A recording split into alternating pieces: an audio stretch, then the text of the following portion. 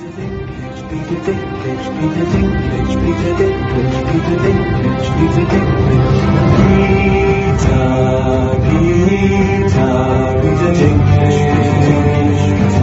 it's not as good now because Game of Thrones is off the air until, what, next year or whatever?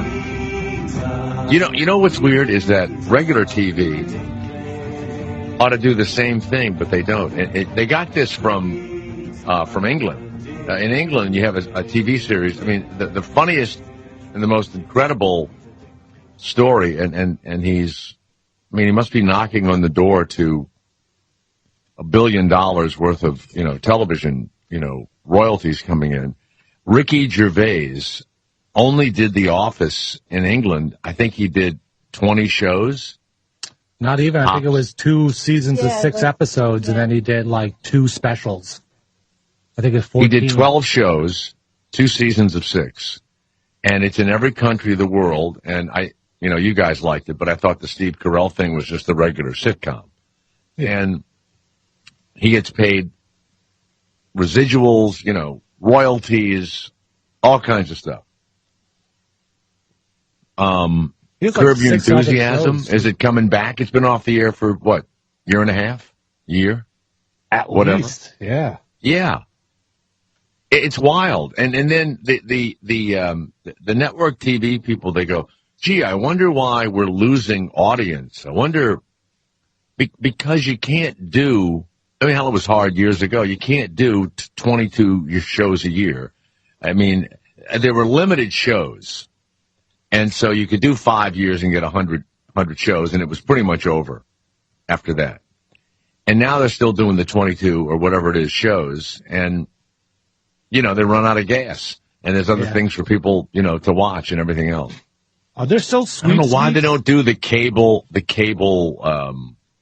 I think we ought to do 6, 7 shows and run them over and over again for a while.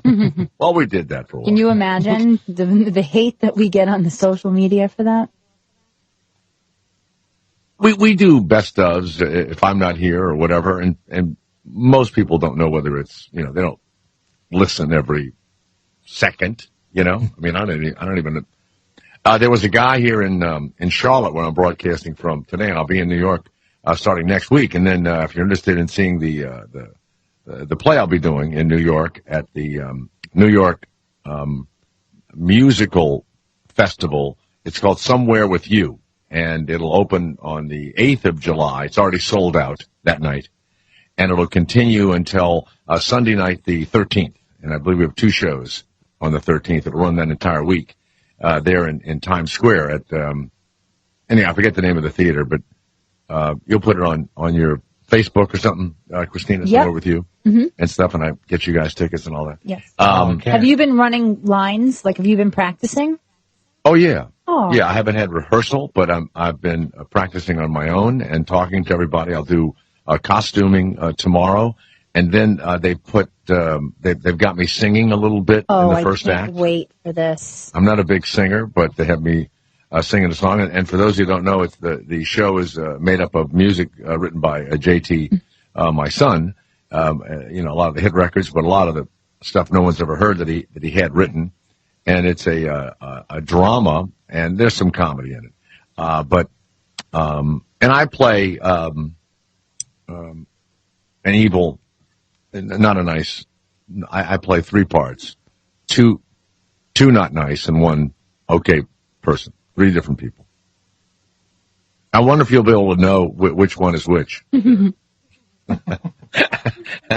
I'm going to switch hats. So. I don't know what I'm more excited for, to see you on stage in action or to see Garrett next to me just cringing. No, I've been rehearsing my excuse. Oh, yeah? Let's hear it. Guys, my throat's like swollen up. Well, you don't have to say anything. That sounds like your regular voice. Yeah. I'm still working on it. I got You know what, Christina, do you know his girlfriend's email and text and all that? You got her number? Yes, I do. Yeah. Say Jay has really been excited to invite you and Garrett to the play, but it's a signed, sealed, delivered. It's there. Done. Yep. It's done. Mm-hmm. Hold your penis between your legs and dance around like a girl. It's over. Yeah. My kidneys. What's that? She was feeling sick. How many times are you going to use the kidney excuse, Garrett? I mean, enough already. My grandpa's in the hospital, too. My grandfather died 4 times What's wrong with him? in college. They're saying sometime next week he's going to go, so I might have to. Oh, really? Yeah. Might have to. If you're saying that and it's not true, that's bad. That's bad karma. They're dead already. Yeah, that's the trick. No, that's what you have to do. You have to have a conversation with the dead. I did this in college. Grandpa, I'm going to use you for a little bit. You weren't here for me while you were alive, so you're going to have to be here for me while you're dead. And then you tell your professor, my grandfather died. All you have to do is say I had a death in the family. They don't know. They don't care who it is. Yeah, but it feels real when you associate it with somebody. Noted. Well, speaking of repeats, and there was an old DJ here named Jack Gale years ago in Charlotte, and I actually came in and replaced the guy, and he'd been around, forever and ever, and then he moved down to Miami or whatever and stayed on the air another 30 years. He's 90-something years old. They thought he was done 30 years ago, and the guy's still around. He would do 6 to 9 in the morning, and he would do from 6 to 7. He'd have music that he played, and he'd have bits that he would do, 6 to 7 o'clock. Then when 7 o'clock came, same records, same exact bits. He'd say, and he was funny. He did jokes, and did all kind of crazy songs, and same bits. And then 8 to 9, same exact show. And he was number one for years and revered. And people would talk about it, but because people would get up at 6, and then they'd be at work at 7, then a new group would wake up at 7, it was no big deal. Do the same show. Like a comedian. Yeah, like a comic. But he figured that the listener didn't need to hear new stuff an hour and a half after 6 o'clock. Those people were at work. So then he had a 7 o'clock audience or whatever. This comes from a Robo Fighter. You people that make up these names for yourselves, you make us know that you're totally uninteresting. I'm Jay Thomas. He fights robots. I'm not like Thunder Hips. I assume that he just fights robots, and that sounds pretty interesting. He doesn't fight well, he's a person that sits in a chair, eating, pizza and looking at the internet. Maybe the robot. Oh, by the way, you sent me symbolic... the woman who plays the kazoo out of her vagina. You sent me that one? Me? Maybe a while ago. Yeah. Mm-hmm. A while ago? No, it was yesterday. Yeah. I didn't have the audio. I remember now, yes. It was great. But I can't. Did you see it, Garrett? Yeah. Is she really playing it out of her vagina, or it's a sound effect, right? It's fabulous. It's hysterically funny, and it looked old, and she's putting it up. It's the best opening ever. Pulls her pants down and shows the kazoo, and then puts one in her ass right at the end. It's brilliant. Who is she? And does she really do it there, or is it's got to be an audio? You know what it is, Garrett? It's an audio of vagino. It looks I couldn't even get it out. Like an America's Got Talent type of thing, yeah. In Canada. Oh, right. Or something. Oh, she's fabulous. Unbelievable. Trying to find her. Dear Jay, every day for 6 shows, you've mentioned the voice box coming up, and instead you continue to shout at and berate people. Are you ever going to do it? Yeah, we'll do it today. I absolutely promise it'll be done, today. All right. This is from Dan. Would you ever do the whole show in your sports announcer voice? This is it. This guy owns Another Planet Management. Wonder what that is. Hell, it's in Berkeley. My son's going there. Why don't you manage my son, get him some money after all I've done for you? I love these management companies. I told you I went to the show in New Orleans, and there were these agents, and they had all these little kids there, and they were charging people. Not that this management company does that. I don't know anything about them. But the one in New Orleans was charging people. and they had all this glossy stuff, and they had this, these, cute guys and cute girls in the front, and it had all these really poor-looking people with their little kids, and they had all of these pictures of kids who got work, and it would say kind of really vague things, doing a road show at this very moment of a hit Broadway play. Why don't you say the name of the play? And where's the show going? Who knows what it is? Has been seen in many national commercials, and it shows some little girl smiling. But you pay them to get you the work. They will take your pictures. You pay for that. They teach you how to do a resume. You pay for that, and then you pay them like $2,500 for 6 months, and it's a clearinghouse for little actors and stuff. That's a scam. Is it like those Who books? Yeah. Where you pay, except you pay for it, and then they'll give you a deal, for the rest of the year. Instead of $5,000, they'll do it for $3,900 or whatever. That's a scam. You can say what you want to say, but the way agents work is they represent you, and you pay them 10% or 15%. I think is the top you can pay them. I wouldn't pay anybody to book me to do something. I would after they got me the work. And these people look like they didn't have the money. That's the weird part, And the other weird thing about the parents of child actors is they're always the ugliest people that I've ever seen. The parents of these adorable little boys and girls are either immensely overweight or they look like, meth addicts. It's odd. And you look at the child and you think, you poor thing, you're cute now. I wonder if, the behemoth over here that you're... And you can't even tell their sex sometimes, whether they're a man or a woman. They're these big, huge... God. And they're so overweight that there's probably some sort of a fungus in the rolls of their fat. And so they have an odor about them. I went in there and sat around and looked at the brochure. And then I would stand outside and say, this isn't how it's done. I would do that. I did that for like an hour. I had nothing else to do.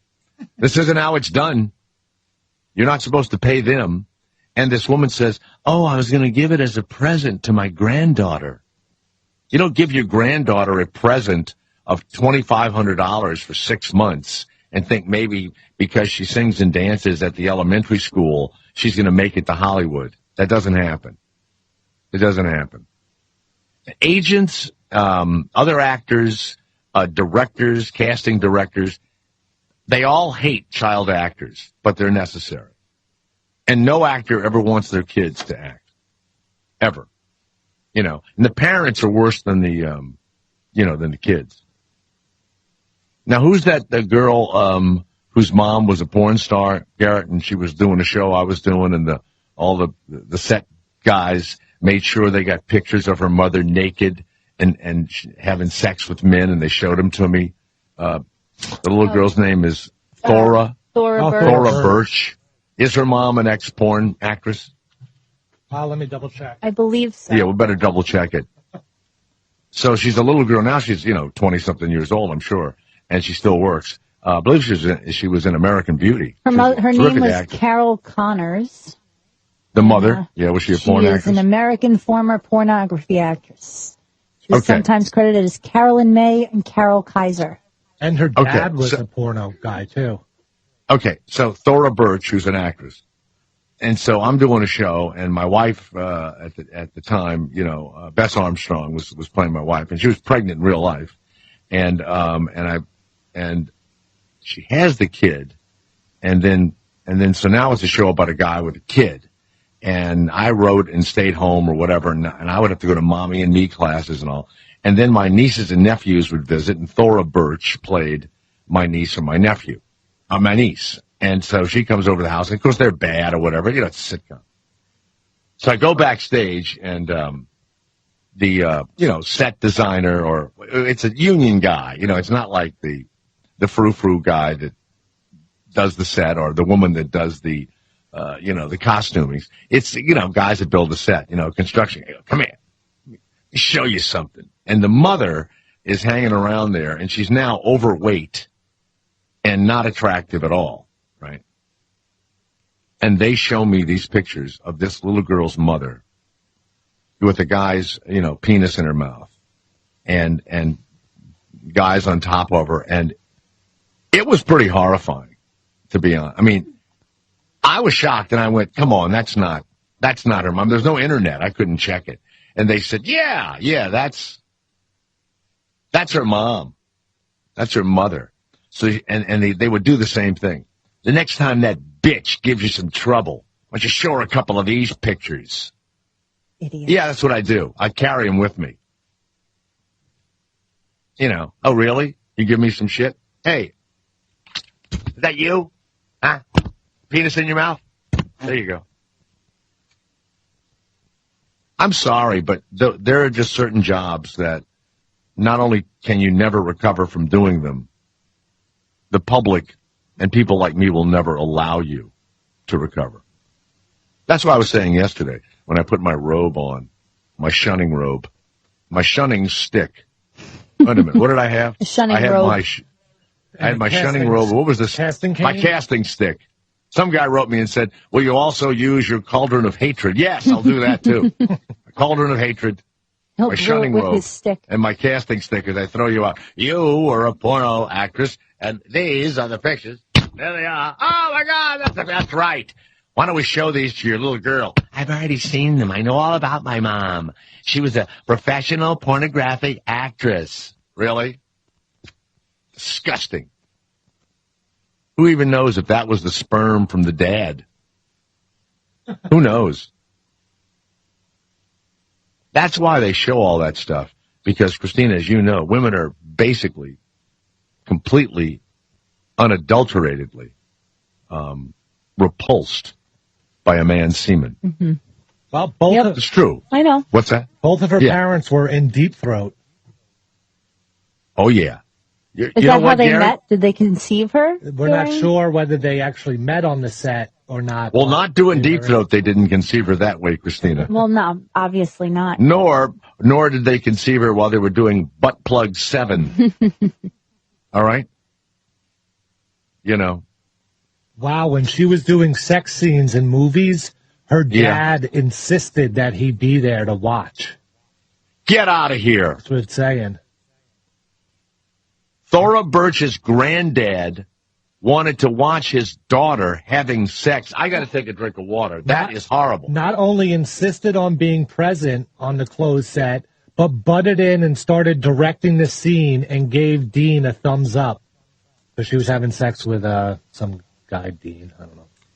Now, would that lead you to believe that he had been up to something with her? He probably wasn't. I don't know that he was. Wouldn't it lead you to believe that he was up to something? There's a porno actress, Sunny Lane, I believe, and her parents run her business, and they watch her pornos, and she does some rough stuff too. And there's her mom and their dad just watching them and putting them online. Something seems off. Oh yeah, yeah, just horrible, awful. How did we get off on that? I don't even know what was I. Oh, because the guy it was in a management company. Good God, I can't even follow my own thought processes. Let's go to Mark, who's in Baltimore. Yes, Mark, it's Jay Thomas. Go ahead. In a few moments, as promised for the last 6 days, voice box. Hello. Yes, go ahead, Mark. Hey, Jay. You ever know these floating Chinese lanterns where they light them and they float off into the air? Float in the air? Yes, I know what a Chinese lantern is. Yeah. So my neighbors are from Thailand, and they, I guess their kid graduated from high school or something. So they lit one of these off in their backyard. They had a big ceremony and stuff, and as it floated away, it got stuck in my tree and caught on fire. Wow. Did your tree burn down? The whole tree go up? No, it just burned in there unceremoniously while they all kind of freaked out. Because it was supposed to be symbolic, I guess. And what country are they from? Thailand, I believe. Thailand. That's wow. Like, I guess near Vietnam or something. What you need to do is say to them, you need to send them a note. Apparently, the only thing your country is good for is Thai stick, and you should stick with that and stay away from lanterns. Remember Thai stick? Does anybody remember that? That would be the greatest bud. They go, I got some Thai stick. What do they dip? And it was like a branch with big buds on it. Thai stick. Don't they dip it in something? I don't know. I thought, I don't want to put anything in my mouth that's been in Thailand, to be honest. I don't eat Thai food. I thought Thai all food's white great. guys go to Thailand, like to get their little 21-year-old girlfriend over there or something. Younger than that. 21-year-old girlfriend. I mean, Gary Glitter went to either Thailand or Cambodia for children. I mean, horrible. 13-year-old boy. Yeah. Oh, they're horrible there. But the weird thing is culturally in a lot of these countries, and your mother, Garrett's mother, was in a dugout canoe and went up river to one of these places where the old men have the young boys pleasure them, and they put, yes, and to teach them, manhood or whatever. And so culturally, it scares me sometimes when he has intimate knowledge of creepy things. Well, his mother did this as a educational, she was she's an anthropologist. Like that's where it comes from. Well, I'm sure it's odd. And his father used to try and run over cats. A cat would come out in the road, and his dad would aim the car at it. Right, Garrett? Still does. Still does it. Yeah. What a great guy. Man, you must have a lot to talk about in therapy, Garrett. He'll never go to therapy. I've been to therapy. Are you kidding? You have? Yeah. Yeah. What did you go for? What happened? It was when I was working with Lynn Samuels. I was going insane. She would come in and yell at me at stuff I had no control over, and then the bosses would yell at me because she yelled at me, and I was going insane. And then, I can't imagine. I mean, you're a pretty calm guy. That's why she's the one person. That's what I'm so saying. funny. She welcomed me with open arms. Then the person that filled happier. in for me after me went to therapy because of her. Really? Yes, and they didn't do anything about her. They always just blamed it on the other person. Well, may she rest in peace. Now, let me ask you a question. Lynn Samuels is no longer with us. She is in the giant left-wing broadcast, studio in the sky. Okay? When you found out she was dead, did you think, good? Finally. Yes. Okay. I don't find anything wrong with that, as you well know. Did they do a tribute to her at Sirius? Was there any special that they did? Yeah. They honored her death. Mm-hmm. They honored her death? Yeah. Okay. For a day. All right, Mark. Thank you very much. All right. Thank you, buddy. See ya. Sheila. Jay, you kept talking to that guy yesterday, the Brony guy, and it was clear how much you couldn't stand him. Yeah, I found him weird. I found him really odd. It was either, I don't know what, defending his documentary or whatever, but he acted like he'd fallen in love with these ridiculous people, who were looking at My Little Pony, which is perhaps one of the most perverted things I have ever heard in all the years I've been in radio. That is just scraping just the very top of the iceberg. As you know, there's 7/10 of the iceberg below the surface. And I'm telling you right now, there's 7/10 perversity below any man, white male, 34-year-old guy watching My Little Pony. And then somebody sent me audio of the voiceover woman, Ashley Ball, whatever her name is, at one of the Brony conventions, and you can tell how creeped out she is. But she, of course, she makes her money and probably makes tons of money doing, these voiceovers for My Little Pony. And she says, I can't believe that I met all these, young white male guys that were into the pony thing. She's trying to be very polite. And one of them shouts out, "Do the little princess's voice. I swear to God." And she does a couple of little words, and then she sprints away. She doesn't walk away. She doesn't jog away. She runs quickly away. Very creepy. And so now Sheila says, Jay, even though you are one, don't you find men strange? I'm not joking. Yeah, and by the way, Jay, when you do watch the show, please never report that you liked it. No, I won't. No, that's a perverted thing. You are correct. And men are strange. Much stranger than women. Much stranger. And what men do is they say all kind of stuff about women because, women they are better than men. There are a lot of bitchy women and they tell you what to do and everything because, we're sitting around screwing up.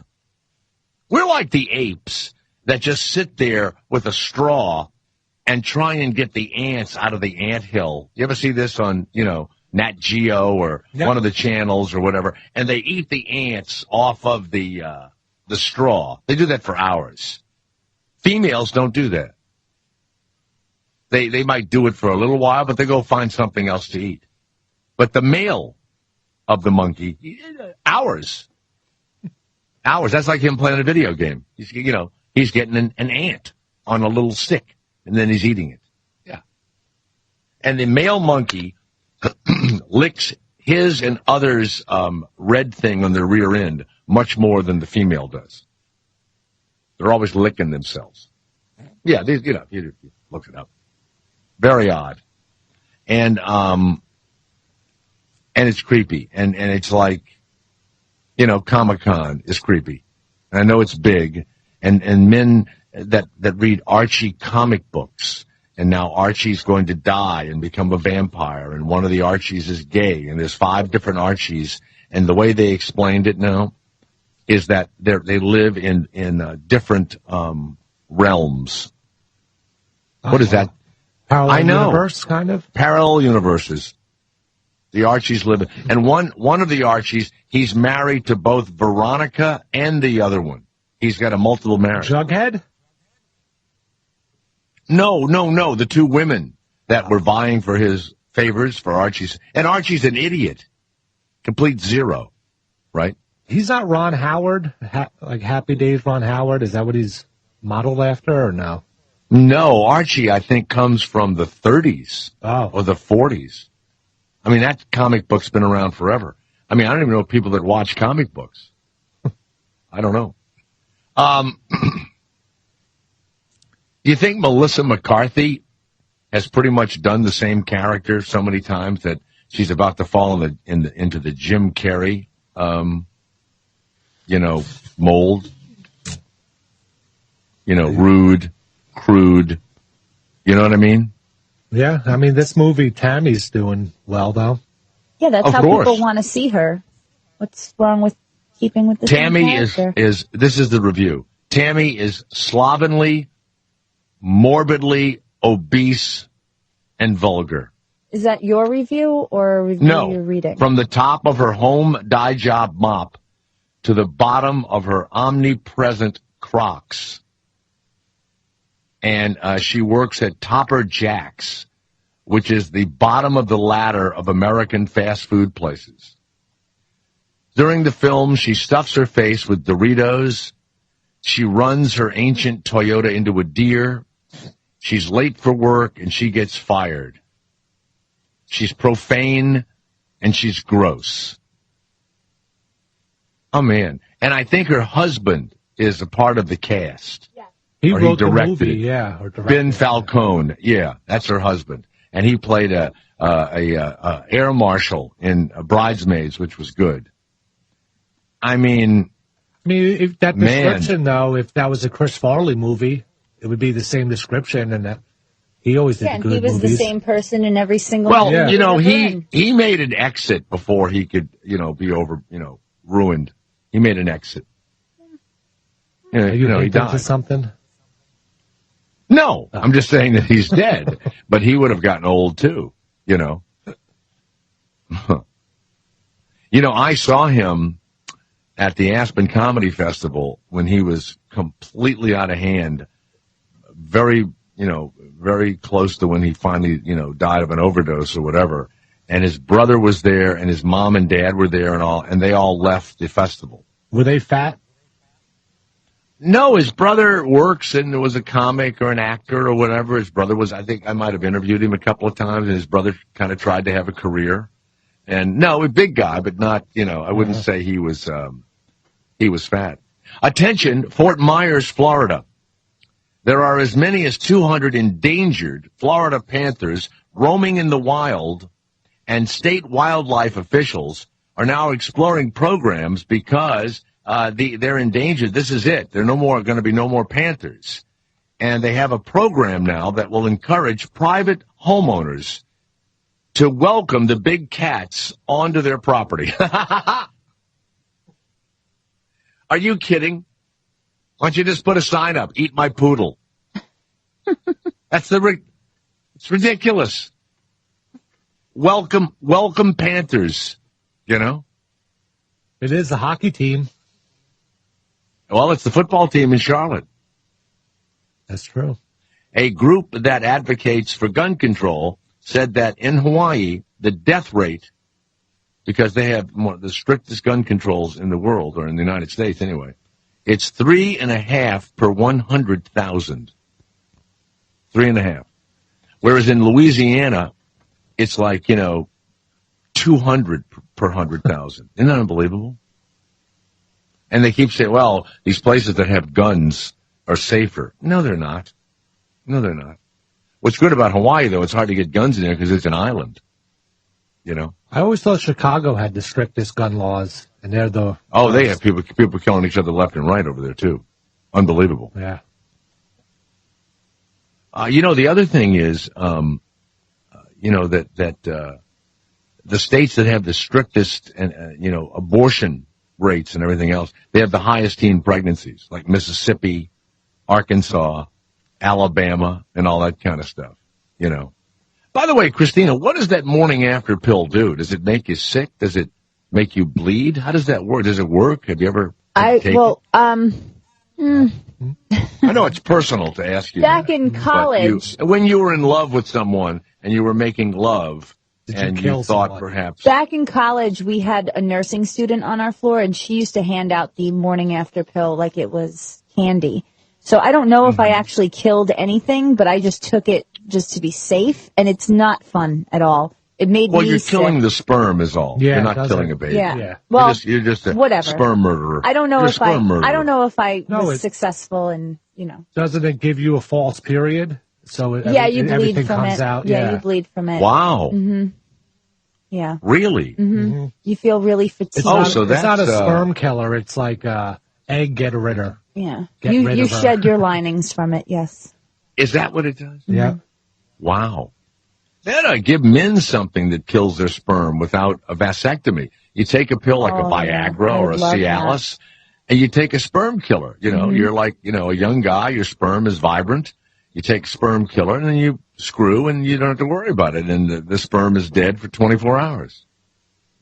You can do that. We're going to poison. You might be on do we have anything that sounds like a drone, Garrett? Because I want to start something called Drone Target. And what this is, there it is. I'll find something that the government especially, or authorities, should send a drone over the gathering and wipe out all of the people at the gathering. Now that's what it is for right now. It may change. The drone I may want you to maybe go over a children's party and take pictures for their moms and dads at some point in the future. I know it is. But right now, it's time now. Turn it up as loud as you can. Turn it up. It's time now for Drone Target. Drone Target. An exclusive feature of the Jay Thomas Show. We're going to Lancaster, New Hampshire, where this week has been the Porcupine Freedom Festival in the lovely White Mountains of New Hampshire. There was a drum circle, plumes of marijuana smoke, shared bottles of whiskey, spirited debate, and guns. Lots of guns, Colt 45, Smith & Wessons, Rugers, hanging from the hips. Bearded men walking around with AK-47s. A guy with a mohawk with a shotgun and flowers coming out of the barrel strapped to his back. You know, they sit around the campfire, and these are some of the discussions. It's great to be around people who understand. I don't get how the left wing won't admit that income tax is theft. Who cares if it's for a good cause? If I held you at gunpoint to pay for my mother's cancer treatment, wouldn't that still be theft? Turn the drone up, Garrett. Turn it up. 2,000 mostly white men have paid between $45 and $100 to experience a week of what life would be like without the onerous mechanisms of government and law. You want to wear a loincloth? You want to sell moonshine? You want to shop at an unregulated market? Bitcoins, take silver, or go to a seminar called How the Collapse of the State is Inevitable. Pete Iyer, a muscular guy with an enormous beard, said he wanted to be a cop. He was in St. Paul, Minnesota. But then he found the system too reactionary, and he now helps run an organization that videos police misconduct. Unbelievable. Unbelievable. 2,000. Thank you. There it is. This morning, 2,000 white males carrying guns, some with mohawks, were attacked by a drone in Lancaster, New Hampshire. The whereabouts of the drone, the person that might have sent the drone, are unknown at this time. And the next of kin of the 3,000 people who were dead don't give a shit about them because they were all fucking nuts and need to be wiped off the face of the earth. Just a fantasy, just dreaming. I don't mean it. What a great group. All right, we'll be right back. Jay Thomas. The Jay Thomas Show. It's the afternoon drive show. Indeed. Sirius XM 104. And on the Sirius XM app for smartphones.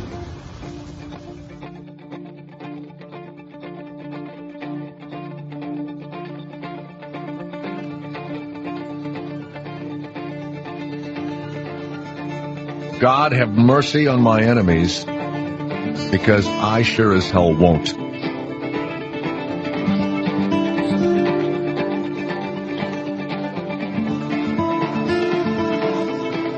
My new film, Garrett. Drone attack. Jay, did you on your show advocate a drone coming and killing 2,000 people at some sort of a festival? Oh, kidding.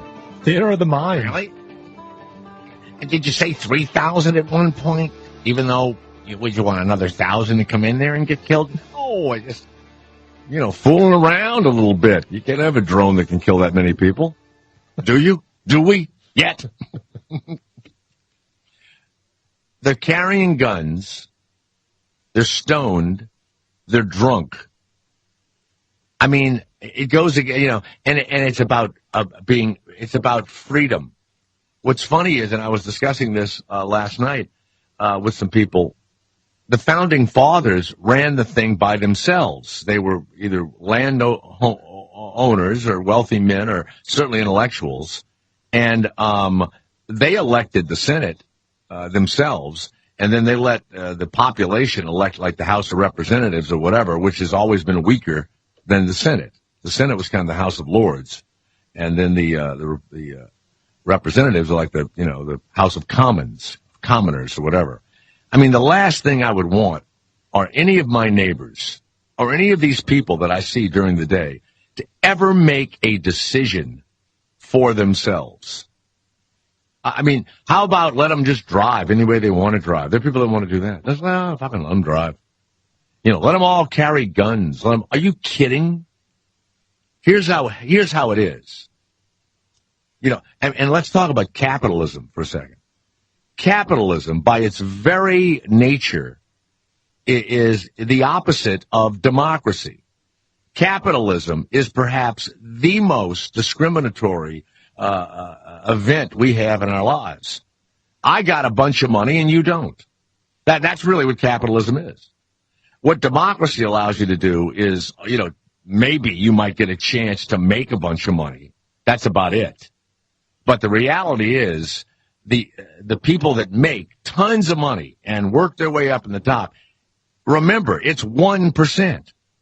And it starts at $400,000 net worth. That's what it is. 400 grand. It used to be 100. And it goes from 400,000 to $1 billion. It's 1%. It's been that way since the beginning of time. The population, the free population, has never been able to figure out how to really ever make any real money and even break into the 2%. Think about that. It's unbelievable to me. Unreal. Of course the corporate guys don't want any taxes and don't want any. And this guy goes, taxes are a bad thing. They're not bad. And the corporate guys are with you. They want all of it, every penny, all of it. It's almost like none of you have bosses. It's like none of you work at these big companies where the richest guy that runs the place just shits all over you. I don't hear anybody going, my boss over at this big giant corporation, what a great guy. Really? When's the last time he pissed on you from his golden parachute? It's unbelievable to me. That's why people were interested in communism and socialism and everything. Because, every time people wake up and they start getting fucked about 8:30. That's about the time you arrive at work. The fucking begins about 8:30. This isn't liberal talk. This is reality. This is the truth. It's unbelievable. People go, why are you a Democrat or a liberal? Because the fucking people up there fuck us all the time. I like to drag their asses down. I wish it was legal to go in and to read in the paper where they get millions of dollars or bonuses, that we get to go in their office and beat the piss out of them for getting a bonus. I wish that was legal. Yes. That's what they do in India.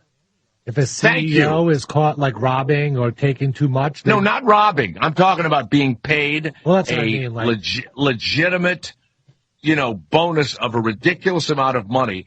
And you have worked your ass off on an assembly line or driven the truck or whatever the fuck you've done, and the head of the thing gets all of the fucking money. Mm-hmm. That is unfair. And then we get a newsletter. Not we, but people. The royal we. Get the newsletter about how well everybody else is doing. Yes, I know. I've lived it, and I've made plenty of money myself, and I've been an independent contractor, and I've been lucky enough to be able to establish myself a little bit away from it.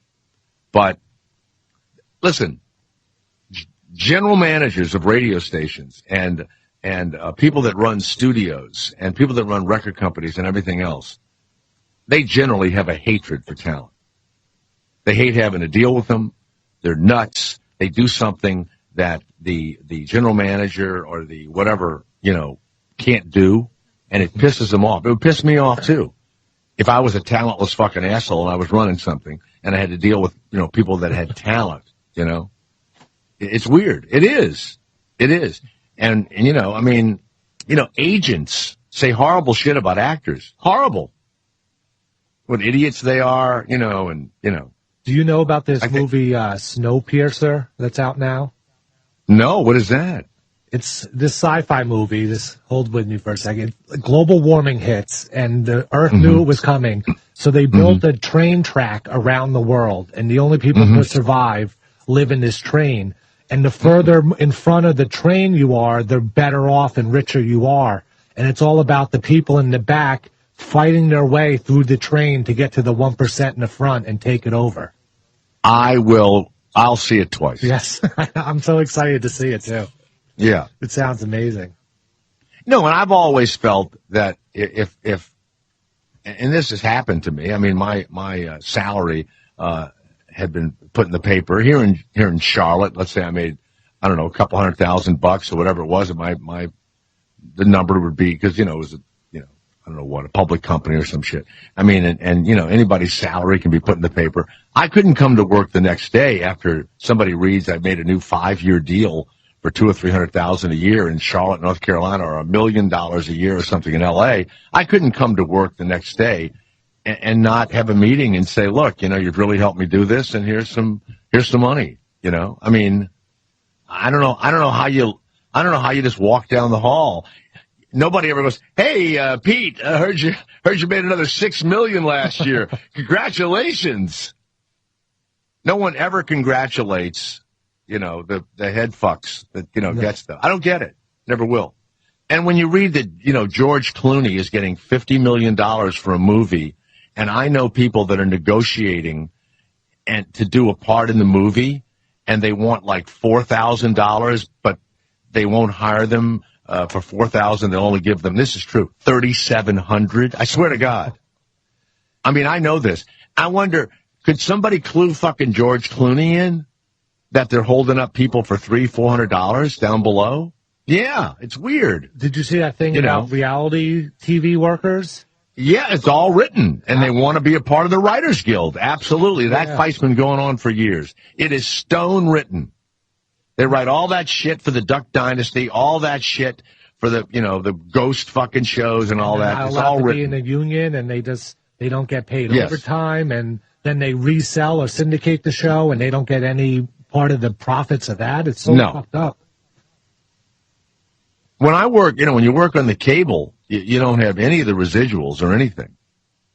Nowhere. I mean, they still treat the regular broadcast outlets. They pay the residuals. It's a lot higher money and everything else. And there's only a few official broadcast outlets. But the internet's a battle. Cable is a battle. TNT, you do a show on TNT, or I don't know about Showtime. I don't know what the reruns are. I don't know if they do reruns. I have no idea. But yeah, definitely the money's Ray different. Donovan. They will, and they'll sell it into syndication. But on the network, when they rerun it, you get 90% of what they paid you the first time. Oh, wow. So let's say you make $5,000, you get, $4,500 or whatever. That doesn't happen on cable. That's why broadcast TV never replays their shows. Like, Pawn Stars will be new Thursday at 8, and then they replay it at 10 and 1 in the morning. That's right. But they never do that with that's why. Because if broadcast television reran it, it would cost so much on the network. They have to pay everybody, not their main salary. Like, let's say the star gets $1 million a week, not 90% of that. The $1 million a week star has to get 90% of $6,000. Oh, okay. They have to get 90% of the union minimum. But an actor that's appeared on there and made $5 or $6 grand has to get that 90%. Yeah. And so the summer reruns and all, you'd make another, 90% of what you made. Yeah, hell yeah, it was great. Wow. But you're right. They do it, and then when it runs in syndication, it's $50. That's a whole new deal. Yeah. Yeah, it's a whole other deal. But that's the internet thing too. That's why the broadcast networks look at the internet all you want to. They'll run it as many times as they want to. I don't know what the residual is, but it's peanuts. So let's go to Carson, who is in Edmonton. Yes, Carson, the Jay Thomas Show. I've done it again, Garrett. I haven't run voicemail. No. 7 days in a I row. wanted to know, how much are you happy with? How much money do you need to make a year to be happy yourself? What's funny about that is it's really about what I need to maintain a certain lifestyle. And I'm greedy like everybody else. And I did read this. It's true. No matter how much we make, we live through it. So whatever you make, let's say it's 50 or 80 or 100 grand or whatever, and you got a raise to 150. You'd pay your bills, you'd do blah, blah, blah, blah, blah, blah. And within a year, you would have lived through the 150. So I'm actually, could be fairly comfortable and stuff like that. I need one more hit. I need one more little taste. You know what I'm saying? Yeah. Just a little another shot. I still have mortgages, and that's what kills you. If you have a mortgage, destroys you.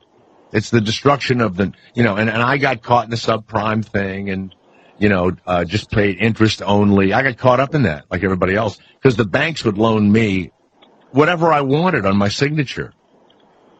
I thought it was because, I really did. I thought it was because it was me and I was in show business. But I told you, I read about a guy that made $30,000 a year and he bought not one but two $300,000 or $400,000 homes. And the bank let him do it. because he was going to flip them and it was going to be worth 600 and all this kind of stuff. Yeah, I got caught up in that. And so that's my own fault. But, no, I don't really need a lot. We do fine, you know. You get one more and the fucking kids go to these universities that are expensive. Yeah. You know, that's the other thing. I got kids in college and all that kind of stuff. I don't know. There's not enough. Park the train. You know what I like to do? I sometimes look up and I say, why don't you make me really rich? I'll be a better rich person than most of the rich people I see. And I don't know why they don't, you know, why he doesn't anoint me. I don't understand it. I don't know why he made other evil people so rich. I don't get it. I really don't. And I hope there is a God, because he has some explaining to do when I get there. And Christina, I'm not shitting you. I'm not going to be frightened. I'm going to be fucking dead. What I difference got some does it make? questions for him. I mean, why? You give me this talent. You make me think I'm talented. You have people tell me that I'm talented. And then you don't let me ever do any gigantic shit. And then I see people that aren't as talented are doing some fucking reality show or whatever, and they're worth hundreds of millions of dollars. What the fuck? And God goes, well, fuck you. I love the Kardashians. Oh. All right, guy, that's cool. And Duck you Dynasty, bones. my favorite fucking show, sir. It'd be funny if you died. God has a beard and he's carrying a weapon. Holy fuck, you know. It's his way of sending you chicken bones. People go, oh, you shouldn't talk about God like that. Why not? He fucks with us. Look at the hurricane that's coming. You know? After it's all over, does he go, oh, sorry, got you wet. Didn't mean to. Whoops. Excuse me. The Jay Thomas Show. He's the afternoon guy. I'm a minor genius. What is this, huh? Sirius XM 104.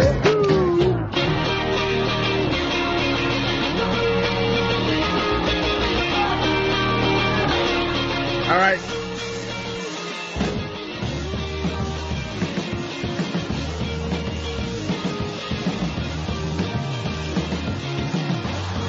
I just got a text from a guy that works at the station WBT, a big kind of very conservative, kind of a right-wing station. Very nice to me. I've known these people for years, and friends of mine run this company, and I've been around here forever and ever.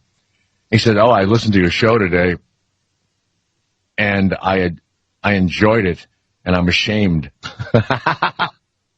Right. I'll tell you something funny. Recently at the NRA or something, some black guy got up and he said, "I'm in the NRA," and it was shown. The NRA showed this thing of this black guy, and like, look, see, we found a good black. That's what it was like to me. We found a good black who has a gun, likes guns or whatever. And I don't. It's okay. I think that if you love the Constitution, and these are people that believe the Constitution doesn't breed, it doesn't change, and it's true. It's great. Okay. Then we can have all the guns you want as long as it's a musket or a flintlock. Because that's what they had when they wrote this crap. Instead of an AK-47 or whatever. You know, let them have that thing in New Hampshire, and they all have flintlocks, that take like an hour to load. And a musket, big, with the big barrel, that the Pilgrims shot at people. That kind of crap. I don't even know how they ate the turkey. The turkey must have been hit with so many, pellets from that giant thing, The Indians didn't starve. They had arrows. They didn't even have guns. The Pilgrims, with all their guns, almost starved to death. The Indians had to help them, teach them how to catch a turkey. And the Native Americans, the first responders, whatever they're called, They considered lobsters like roaches. Tomorrow is Independence Day, July 4th. Wow. God, I forgot all about that. I've got to get my Confederate flag out. Yeah. And my grill. Yeah. Let's go to Joe's in Dallas. Yes, Joe, it's Jay Thomas. How are you? I'm good. How are you? Good. I've got a question for you. Sure. If you were in a recurring role on Ray Donovan, uh-huh. How big Christina's nipples. You know how weird it is? You know what? It's like that woman Sheila who said men are weird. You know, Joe, I'm sorry. You know, you're not funny, and okay, that's cool, and all that, but you know, there's something wrong with you, and after we hang up and we go away, you still have to be you, and you know, we have guys that send all kind of stupid shit on the internet to us and everything else. And if Christina met you or half the guys that email us, she would vomit on you. You're so disgusting. And you're unattractive. Wait a minute. You're unattractive to your families. You're unattractive to the general female population. And you're no different than the perverts that are arrested and have to, really, I mean this. And it's weird because it's the thing about radio and being part of the public that I absolutely hate. And it's mostly men. And it's weird. And and after we hang up, you really ought to examine yourself. Because you're a pervert and you're an oddball and you're weird and it's insulting to Christina. And if you like her or think she's a nice person, it's a total fucking insult. And if that's what you want to do, go ahead. I'll give you the airtime. Go ahead and insult her. Nope. Go ahead. Go ahead. Insult. No, be rude. Go ahead. Do it. Ask shit about her tits and about her ass. Go ahead. I give you the time. If you think it's entertaining, I'll turn on the multi-billion-dollar radio station and do it. And you guys call all the time and do this shit and send us notes and everything else. And I erase them. I get rid of it. It's over. It's not funny. We don't do it, you know. But go ahead. She's listening. Go ahead. Yeah, I'm here. Go ahead. She's really sweet. She's a hard worker. She's a great person. She's really funny and everything else. And you negate her as a human being. No. I just was trying to be funny, and I'm sorry it didn't work. I'll think about that when it's over today, and I'm glad you apologized. Thank you. I appreciate your apology. We appreciate it. Yeah. Thank you very much. Wimp. All right. Thank you. Hold your ground, at least. No, you don't hold your ground. There is something wrong with that. It's weird. It's not funny. It's like a hit and run. It's like the knockout game. You know, by the way, I got a note from somebody who listens all the time and sends me a million notes. They're creepy people. I enjoy the notes from people, but there's like a group of, I don't know how many. Sometimes it's 20, sometimes it's 50, sometimes it's 8, and they just start sending all kinds of shit. And they send me political stuff and all that I immediately erase, immediately get rid of, delete, whatever it is. I don't want to watch. I don't care about it.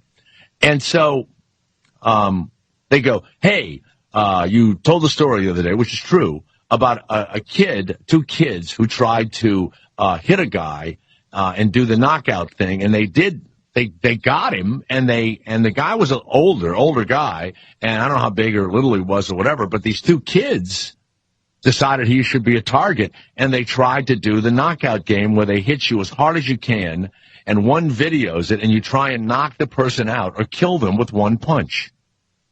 The guy got a gun, and this guy sent me, he says, do you know that the kid he shot was 16 years old? And the guy that they tried to hit ran him down and shot him and gunned him down in the back, shot him in the back. The kid was running away. How would you like it if that happened to your son? My kid wouldn't be playing the knockout game. And hello, I think it's perfectly all right. If you're a dumb 16-year-old thug and you're playing the knockout game, and a really mean son of a bitch you fuck with gets a gun and shoots your fucking ass, you deserved every ounce of lead. Every ounce. I love these guys. They're 50 years old. Like those 5 guys that were accused of the rape of the woman in the park, and you find out they really are scumbags. And they all go, oh, when we were young, we're really bad. But now we've been in jail for 28 years, and we're okay now. We're nice people. Yeah, give them each $4 million apiece. They were scumbags then. They did something. They went to jail. Okay, if they didn't rape her, they raped somebody else probably. They certainly robbed people and hurt them. Jesus. It's unbelievable. Why are you laughing? They got to be guilty somewhere at some point. They're guilty. That's when my dad used to spank me. I didn't do it. Well, you did something. You did something. I didn't do it. I didn't touch that. You know. Who was in my desk? That wasn't in it. You know. Then my brother goes, oh, I went in there looking for a pencil. I told you I wasn't in your desk. Well, you did something. Shut up. That's parenting. Would you love if you woke up one day and it was like the Woody Allen movie Sleeper, where, you know, he went to sleep for 1,000 years. When he woke up, you know, fat was good, and, you know, when he was eating whipped cream and shit, you know, it was all good for you. You wake up and you've been asleep for, you know, 1,000 years, and they go, and you just see somebody beating the shit out of their bad kid in the street. You go, what's that? That's what we do now. We do that now. Parenting. Beat the crap out of them. Yeah. Yeah. It's like the kid in New Orleans that snuck over the fence, and he and another kid were trying to break into a car or whatever, and the homeowner comes out. He's got a young child and his wife, and a homeowner comes out, and he shoots the kid, and it grazes the kid's head. And the kid's in a wheelchair, and they're all saying how horrible it is, and then the guy isn't prosecuted or whatever, and the kid's and he's like can barely talk and everything else, and the kid was found robbing another house 2 or 3 weeks after his so-called, you know, in a wheelchair, head was shot. Yeah, when they brought him out to the press, he was in a wheelchair. Oh, but he wasn't permanently in a wheelchair. Yeah, he's now going to jail for armed robbery, and yeah. Let's go to Jim, who's in New Mexico. Yes. Hey, Jay, I'm really enjoying the topic in the show, but you hold on a second, Jim. Hold on. And I think Christina and Garrett will join me when I ask, what is the topic? I was just thinking that. We were all thinking it. What's the topic? Because you know what, Jim? When you give us the topic, then I'm going to stay right on it. What is it? Okay, well, and I'm not joking. The topic is voice box, damn it. Yeah, we got to run that 7 days in a row. That guy, God damn it, I've been waiting for it.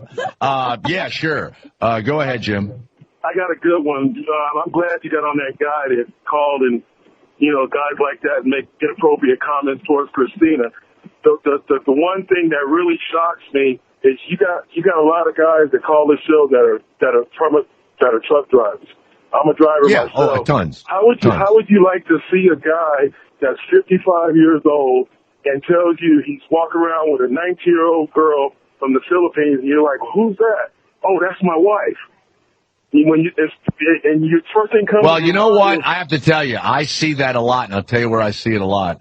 In Santa Barbara, when I take a cab from the airport, I don't know why, but there are 3 or 4 guys, and they've had these wives that they bought from these other countries. And one guy was all excited that he was going to go pick this one up and stuff. That's happening quite a bit. And you know, they're Russians too. They get Russians. What is that about? Now, do you think they're just using them as sex slaves? Well, it kind of goes along the comment that you made to that guy. You know, why do you call up and say these things, and it's not attractive, and you're probably this, and you probably look like that, and a lot of the guys that do that, I mean, you were like almost dead on. I mean, a lot of them are overweight, and they look like they, you know, can't talk to a woman without paying her. And it's just sad because, I mean, if they really tried, and made an effort, they could actually find somebody that they would be attracted to and attracted to them, but they take the easy way out, you know, and over the internet, they don't see the faces, and next thing you know, these young girls show up, and it's really perverted when you look at it, and you know this girl is old enough to be, you know, their daughter or their granddaughter. Yeah, but now wait a second. Oh, if the girl decides to do it, I'm sorry. I don't, no foul, you know, what is that term? No foul, no what? No harm, no foul. No harm, no foul. If the Filipino or the Russian girl or whatever, I mean, they're setting the guy up. They know he's not going to be good looking. They'd have to. I mean, they're not dumb. What does she get? She gets a free pass to the United States, you know? Yeah, I understand that, but the crazy thing about it is, it's almost like if you went to look at all these kids that are coming over here from Honduras or whatever. They're coming over. Hold on a second, Jim. What's the topic? I'm sorry, I'm wandering again. What's the topic? We're off the topic.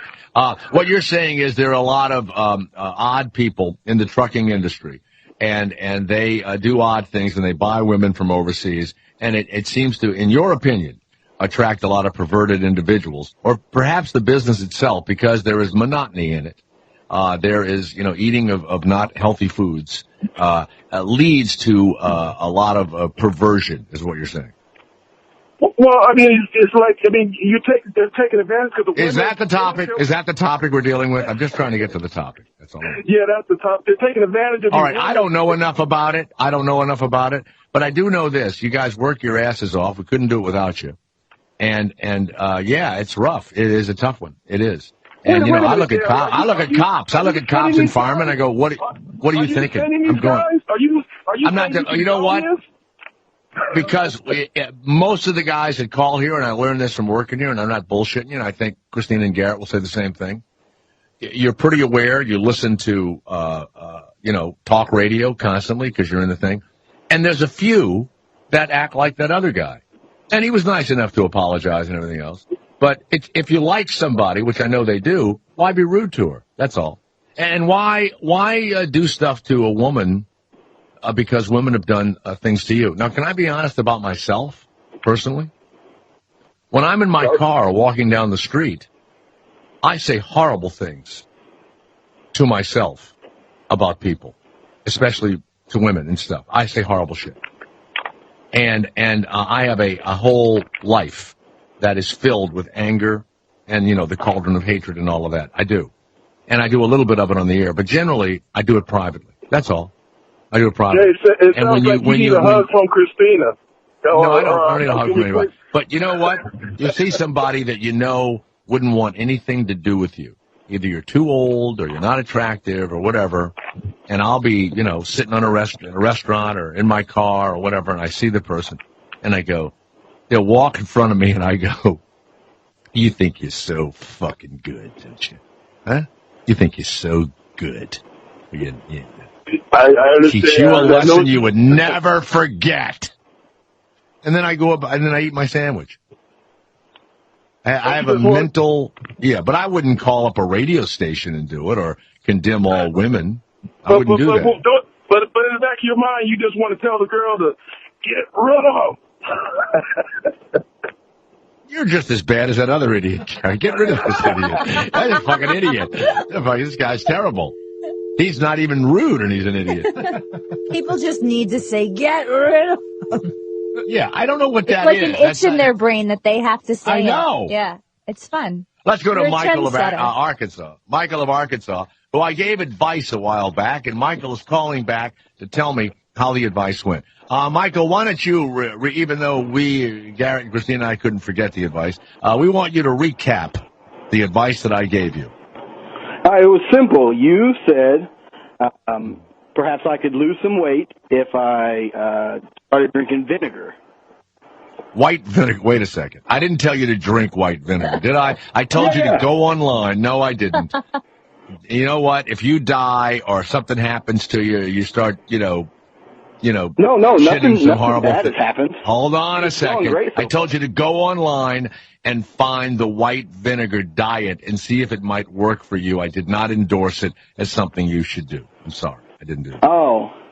Well, hell, I shouldn't have. Did you go online and look up the white vinegar diet and see if it could fit into your life? Did you do that? No, I just figured you knew what you were talking about. I just went ahead and did it. How much white vinegar have you had? And let me say now, stop drinking it. How much have you been drinking of white vinegar? I drink about half a cup a day. Have you lost weight? Yeah. Is that because you can't eat? I don't know. Well, that's because after you drink white vinegar, everything else just tastes like shit. That's why. Well, the only problem is now that I'm full of piss and... Piss and vinegar. All right, get rid of him. Get rid of him, Garrett. Thank you very much. You know what it is? And I mean this. I've been doing radio a long time. It's the day before a holiday, and the only people that are working are the losers. Everybody else who has a family or a boat or something to do. Or not a radio show starting at 3:00. Whatever. They're like doing their thing, having a great time, getting ready for tomorrow and the entire long, fabulous July 4th weekend and everything else. And all of the zeros, all of the losers. Well, I got nothing to do. I guess I'll drive today. You mean you'll drive all 4th of July weekend? Don't you have a barbecue to go to or a family? Nah, I'm all right. Yeah, I got a family, but I don't need to be with them. Yeah, I'll drive. Hey, Christina, how big are your tits? Yeah, that's what it is. It's the day before the holiday. Holidays are the same. It's sad. Christmas Day, I've worked Christmas Day. I'm mad, they're mad. It's a match made in hell. Let's go to Staten Island. Little Sarah that calls us every now and again. Yes, Sarah, go ahead. What's that? Hello? Yes, Sarah. Go ahead. Okay. Lately, I find, so I'm single and I've been dating, for about a year now. And I find that within the past Hold on year, a second. Would you get drone target ready, please, Garrett? I'm sorry. Go ahead. I'm sorry, sir. Yes. Thanks. I get a lot of dick pics. What's that about? What is a dick pic? They send you a picture of their penis? Yeah. What is that about? That, you know what? That's stupid. No, let me tell you what it is. What's dumb about it is the ugliest thing on a human, even an attractive male, is that the penis is one of the most unattractive organs ever created by whoever created all this. Absolutely. We think it's ugly. Men think it. No guy ever goes, hey, look how pretty my penis is. Little boys have pretty penises, or teenagers or whatever. But men, they have spot. What's the matter? Wait, when you're little boys have pretty penises? When I was a little boy, when I was a teenager, I had a pretty penis. That's what I mean. Oh. It's when you're developing. Oh. Okay. So you like but a woman's parts are attractive later into life. And a man's parts are not attractive. I don't think later some into women's parts are all that attractive either. Yeah, they are, except the women that have really ugly kind of, sadly, they can't do anything about it, But there are some very, very attractive vaginas and breasts out there. So there's no male organ that's attractive, I guess. I mean, Christina, do you ever look at a picture and go, that's an attractive organ? I don't know. What, about a penis? Yeah. Yeah. There have been some Really? some pretty penises, yeah. Thank you. Pretty penis pictures? No, Garrett, yours is certainly not one of them. Well, mine has age spots on it. That's always bad. I thought they were ticks at one time, but I mean, when it's all soft and hanging there, it's really not, it's but the when worst. but when it's, strong I'm and not sending dick pics of soft penis. No. Terrible idea. They're also not always sending a picture of their own penis.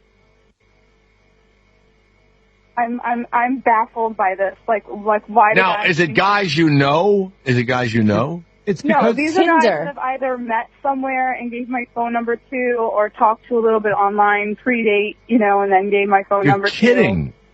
Yes. This is what it is. They want reciprocation, that's why. So they're fishing. They figure if Garrett's I an show old them pro. my penis, no, I would never do that. I'm all personality. I bring the penis out very late in the relationship, very late. I like. As I'm you like, should. what? You shouldn't bring What's the that? penis. You like that? Yeah, you like you it. Well, you don't shouldn't act bring- like you like it. You told me how old I am and beat up and everything else. Yeah. You should save your penis for special times, but And since I've lost weight and I shave all the hair off my body, I was, I told you I stood in front of the mirror and I looked like a porn star from Auschwitz. I said that to you. I lead with my penis. I use it as my profile pic. You lead with it? Yeah. You know what you got to do? Paint a face on it, have it talk. Do that stuff. You know what? I don't know what that is. That's ridiculous. And those are if very... Your listeners would explain this to me, this phenomenon, because... No, we're not having anybody explain anything, okay? They're doing it because they're idiots. And we're not having the day before a holiday have the losers call up and explain anything, okay? Because most of the guys that are working today, have no one, and they probably do it all the time. Well, what about that guy, Anthony Weiner? He sent pictures of his chest. And he had his face in the picture. At least these guys are just sending me their junk. Their face isn't part of it. What it really is men don't know what the hell to do. They have no idea. They don't know what to do. Mm-hmm. They don't know how to be with a woman. They don't know what to say to her. They don't, it's funny. I had a friend a long time ago and people would always go, oh, I'd like to meet her and what should I do and all that. And he used to go, there's the easiest way in the world to meet a woman in a bar is you just go up and you say hello. You say hello. Maybe you buy him a drink but you don't try and take him home that night. You don't try to, same thing on the internet. Well, this is what the guy did. He talked to me in a bar, smoothed a little bit, bought me a drink, right. Sent me some nice text messages the next day, and then the following day he sent me a picture of his dick. You met a pervert. You met. What a trooper. He's like on meds. Yeah, what a great guy. He's cutting to the chase. I mean, first of all, no, but it's worse than that, Garrett. It's like what he's basically saying is, look, I don't want to know you. I don't want to get to know you. You're not special. Look at this. Right. And if you respond, you're just well, what about Tinder? People go on that and it's a hookup site and all that shit. What is that about? I would no more want to meet a total stranger who might have a big giant butcher knife in the kitchen, and after we have sex, she kills me as a sacrifice to all the men that have fucked over her. I would no more go in my last relationship from OkCupid, which is kind of like Tinder. We were together for about 10, 11 months. I met him online. Yep. He was a total stranger when we went on our first date. Yeah. Well, what happened? Why did you get rid of him? Oh, he was just not a nice person. Well, there you go. Yeah. There you go. Maybe lesson learned, right? 10 months after. I mean, look, guys that I know that go on the internet, listen, I hear my sister-in-law, I hear my kids' friends, they're all on the internet. And then the guys, the whole thing is, it's like shooting ducks in a barrel. You lie to the women on the internet, you tell them all kind of shit, and you hook up with them, and then that's it. I mean, it's sad. The women are looking for, validation, and maybe they'll meet somebody or whatever. And the guys, they don't know what they want. What do you mean? You're making out like the guys are all bad and the women are angels. Well, the women aren't angels, but they really are looking for more than the guy's looking for, Garrett. It's I true. definitely have some friends that just use that to hook up. Yeah, this guy sent a dick pic. You're not into it. Okay, move on. Maybe some other girl is into it, and she'll send back a pic. And nobody's really into the dick pic. Yes, there are people. Ugh. There are people that aren't prude. What, the porn stars that you follow on Twitter? Well, no, there's girls Hey, wait a minute. I don't know any girls that love dick pics. Because they're your friends, or you make friends with people similar with many to you. different kinds of circles of people. Me thinks that you not all like me. You penest too much. You penest too much, Garrett. Sarah, let me tell you something. Yeah. What I believe you should do is when you get a dick pic, you need to send a note back and say, look, it was fun talking to you and texting you and everything else, but you sent me, your penis is so disgusting looking. I wouldn't want that thing anywhere near me. And in fact, I really was kind of liking you, but oh my God, get some surgery or figure something out, and please never contact me again. That will fuck this guy up. If you do it sincerely, it will fuck him up. And that's really all I care about. I want to make sure that I've ruined your day. That's what I want to make sure of. Because that's really the best. Like that guy Joe from Dallas. I meant what I said. Come on, man. When you hang up, we're going to move on. Our lives go on. We're doing this as a joke. But you're stuck with who you are. Was it fully erect? Odd. Was it a full hard-on? No, it was a hard-on. This is like probably the fourth or fifth dick pic that I've gotten this year. See, maybe you're the odd man. Well, do you say something sexy, or do you? Yeah. Not at all. Do you joke around with them? Are you flirting a little bit? You have to be a little bit. I mean, I flirt a little dick pic? But nothing with sex, though. Not that early on. Yeah, no, here's what's especially weird. Not with a stranger. Here's what's really weird. I mean, you would think the way to do it is to say, Sarah, it was wonderful meeting you. It's been really fun, chatting with you online and everything else. And I'm finding myself attracted to you. Now there's a response, which I don't think is, hey, send me hey, hold it a minute. Send me a dick pic. Okay. Hey, I dig you too. Send me a dick pic. I mean, what's weird is that would really open the door to having sex. But what's weird is the guy that sends the dick pic is thinking, let's see if she's a whore.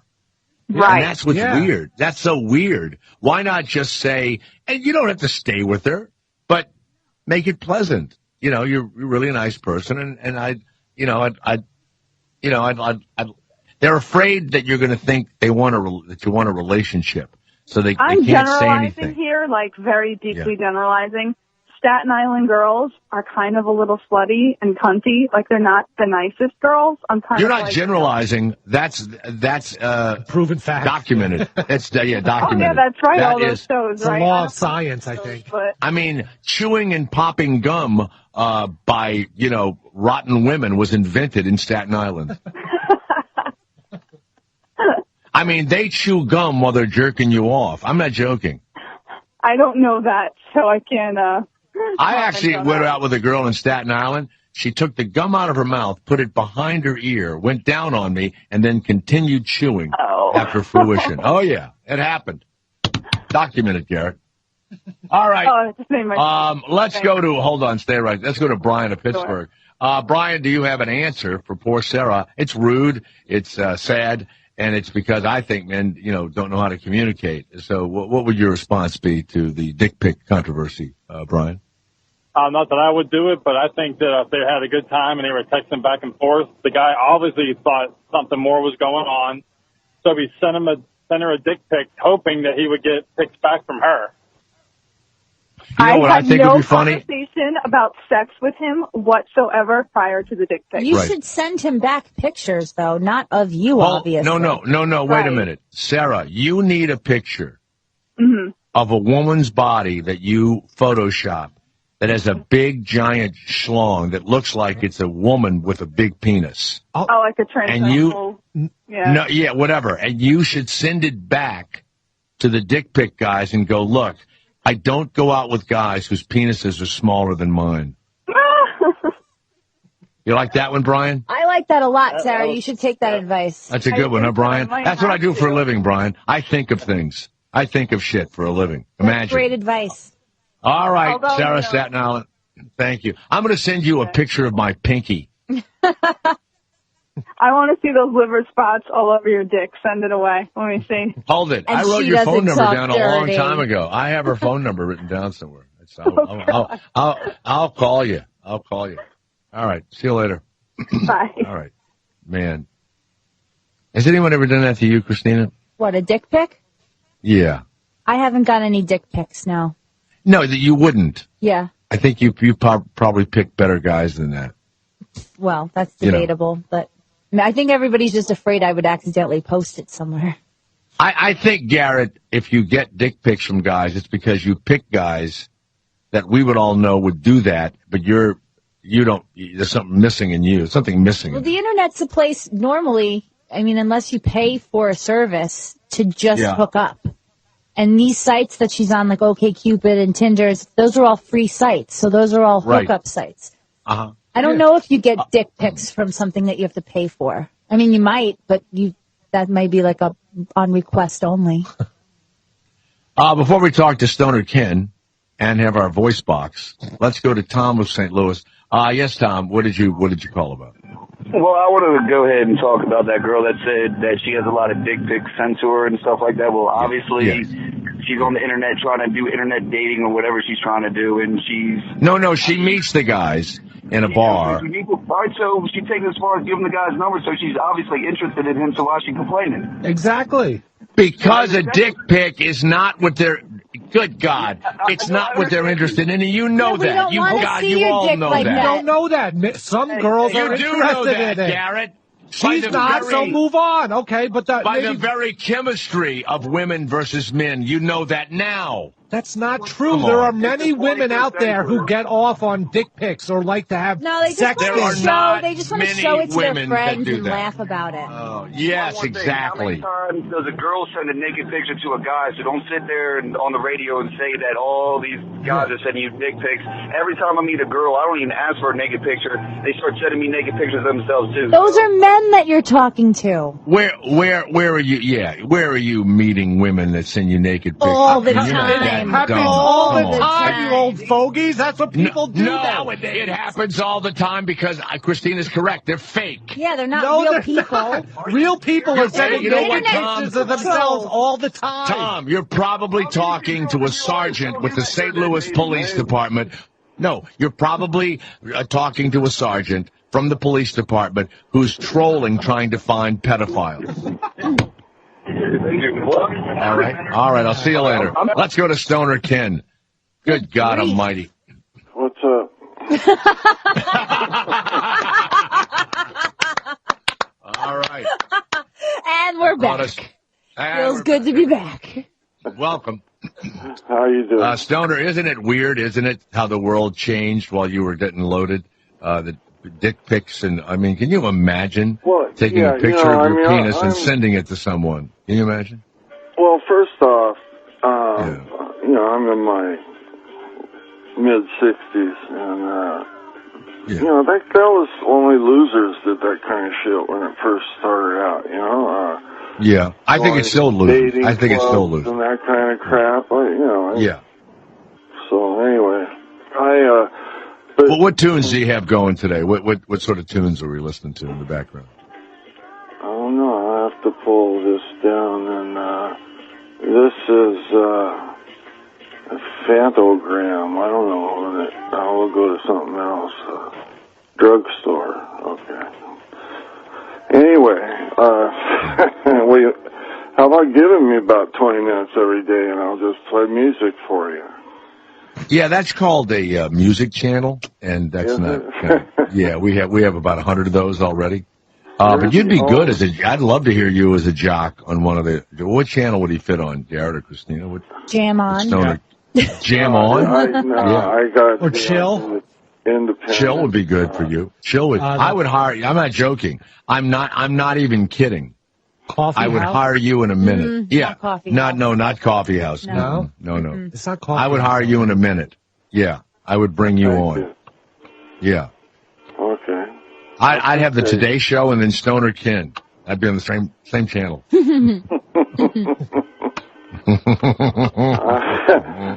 you might. I don't know. You know, I might get you stoned, and then you wouldn't. No. I would put you on as a disc jockey.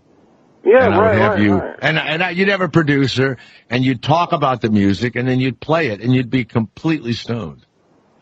Cool. Can I have Christina as my? Sure, absolutely. You could have anybody. In fact, if we made a deal with High Times Magazine, I'd have you be, you know, what time of day or night would you like to work? You want to work nighttime, daytime? When would you like to be on? It doesn't matter, you know, just on. Yeah, anytime. On but when are you awake? I mean, do you have a certain time you go to bed? Do you stay up late? What's your schedule? It varies, you know, because I don't have a job and I don't have to go to work or anything unless I go to physical therapy or doctor's appointment. I don't know. I found myself lately. I've been staying up till about 4 a.m. Oh, you'd be great midnight to 4, midnight to 3. You'd be fabulous. Yeah.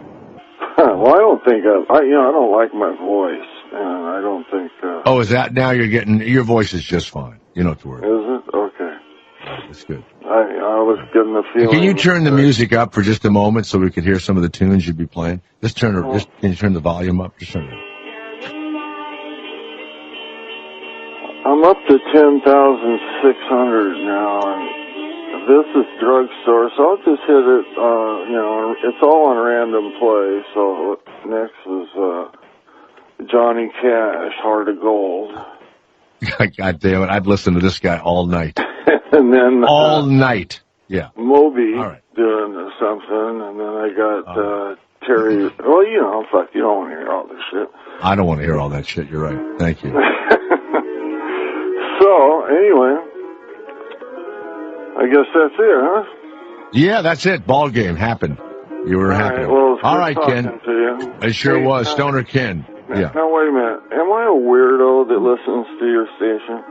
I mean, you know, you're saying only weirdos hang out and listen to these things, you know, and I don't want to, you know, I'm a little self-conscious about the fact that I don't want to be a fucking weirdo or a groupie. Well, I'm really, really sorry to break it to you, but you are a weirdo. Okay, I'll be a weirdo, but I don't want to. Hold on one second. You know what? I really can't answer that, so I'm going to go to listeners.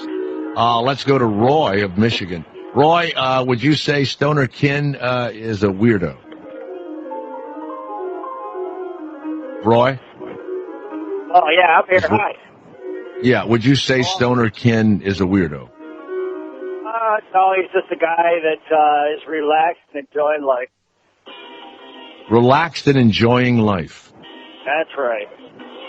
Wow, you hear that, Stoner Ken? You're not a weirdo. You're relaxed. Can we go to Joe of Minnesota for a moment, Garrett, please? Can we get him on? Joe, do you think Stoner Ken is a weirdo? No, he reminds me of my dad, actually. My God. I love this guy listening to Snoop right now. You know what, Stoner Ken, I apologize. I thought you were a weirdo, but the people that count, the ones that listen, who make the decisions, you're up there with their dads and shit. Unbelievable. Well, that would be hard to do, but I always wanted. Oh no, you're an icon. You're an icon, right? What are the happy faces called, Garrett? I don't know what those are called. Oh, emojis. You know how emojis? Oh fuck, I don't know. You know how you put a semicolon and a parentheses together and it makes a happy face or some shit like that people put on their stuff. Yeah, I do. I'm not into that. So. Oh, really? Okay. Hey, Ken, thanks very much. Thank you. All right. Nice talking to you. All right. Wonderful. Stoner Ken, thank you all very much. All right, Garrett. We'll go away, and when we come back, you will hear phone calls made that we can't interrupt, can't comment on, that were on 347-6-Sirius. We call it the voice box. I promise you, it's next. The Jay Thomas Show. They have spent untold amounts of money to bring the top-notch entertainment to Sirius XM. Jay Thomas. Afternoon. Indeed. Sirius XM 104.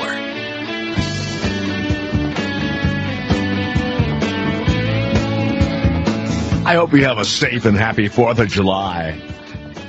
I don't give a shit if you ram your car into a tree and your ignition stops and the airbag doesn't work, okay? I'm not going to really be thinking about you that much. Okay? It'll be 4th of July. I'm going to be working, rehearsing, trying clothes on or something. I don't know. All right? The Tea Party people have ruined Independence Day for me, Garrett. Ruined it. Destroyed it. Yeah. Wow. That's right. I used to like it. I used to have fun. Not now. The Tea Party assholes have taken it over, ruined it for me. What have they done? Unbelievable. Well, they talk about, the founding fathers and all of that, these slaveholder white guys who ran everything and voted on stuff and all, and then they're acting like, there's some sort of freedom thing that they gave people that we don't have now, and they're wrong, and it drives me nuts. And every time I think of Independence Day, that's all I can think about.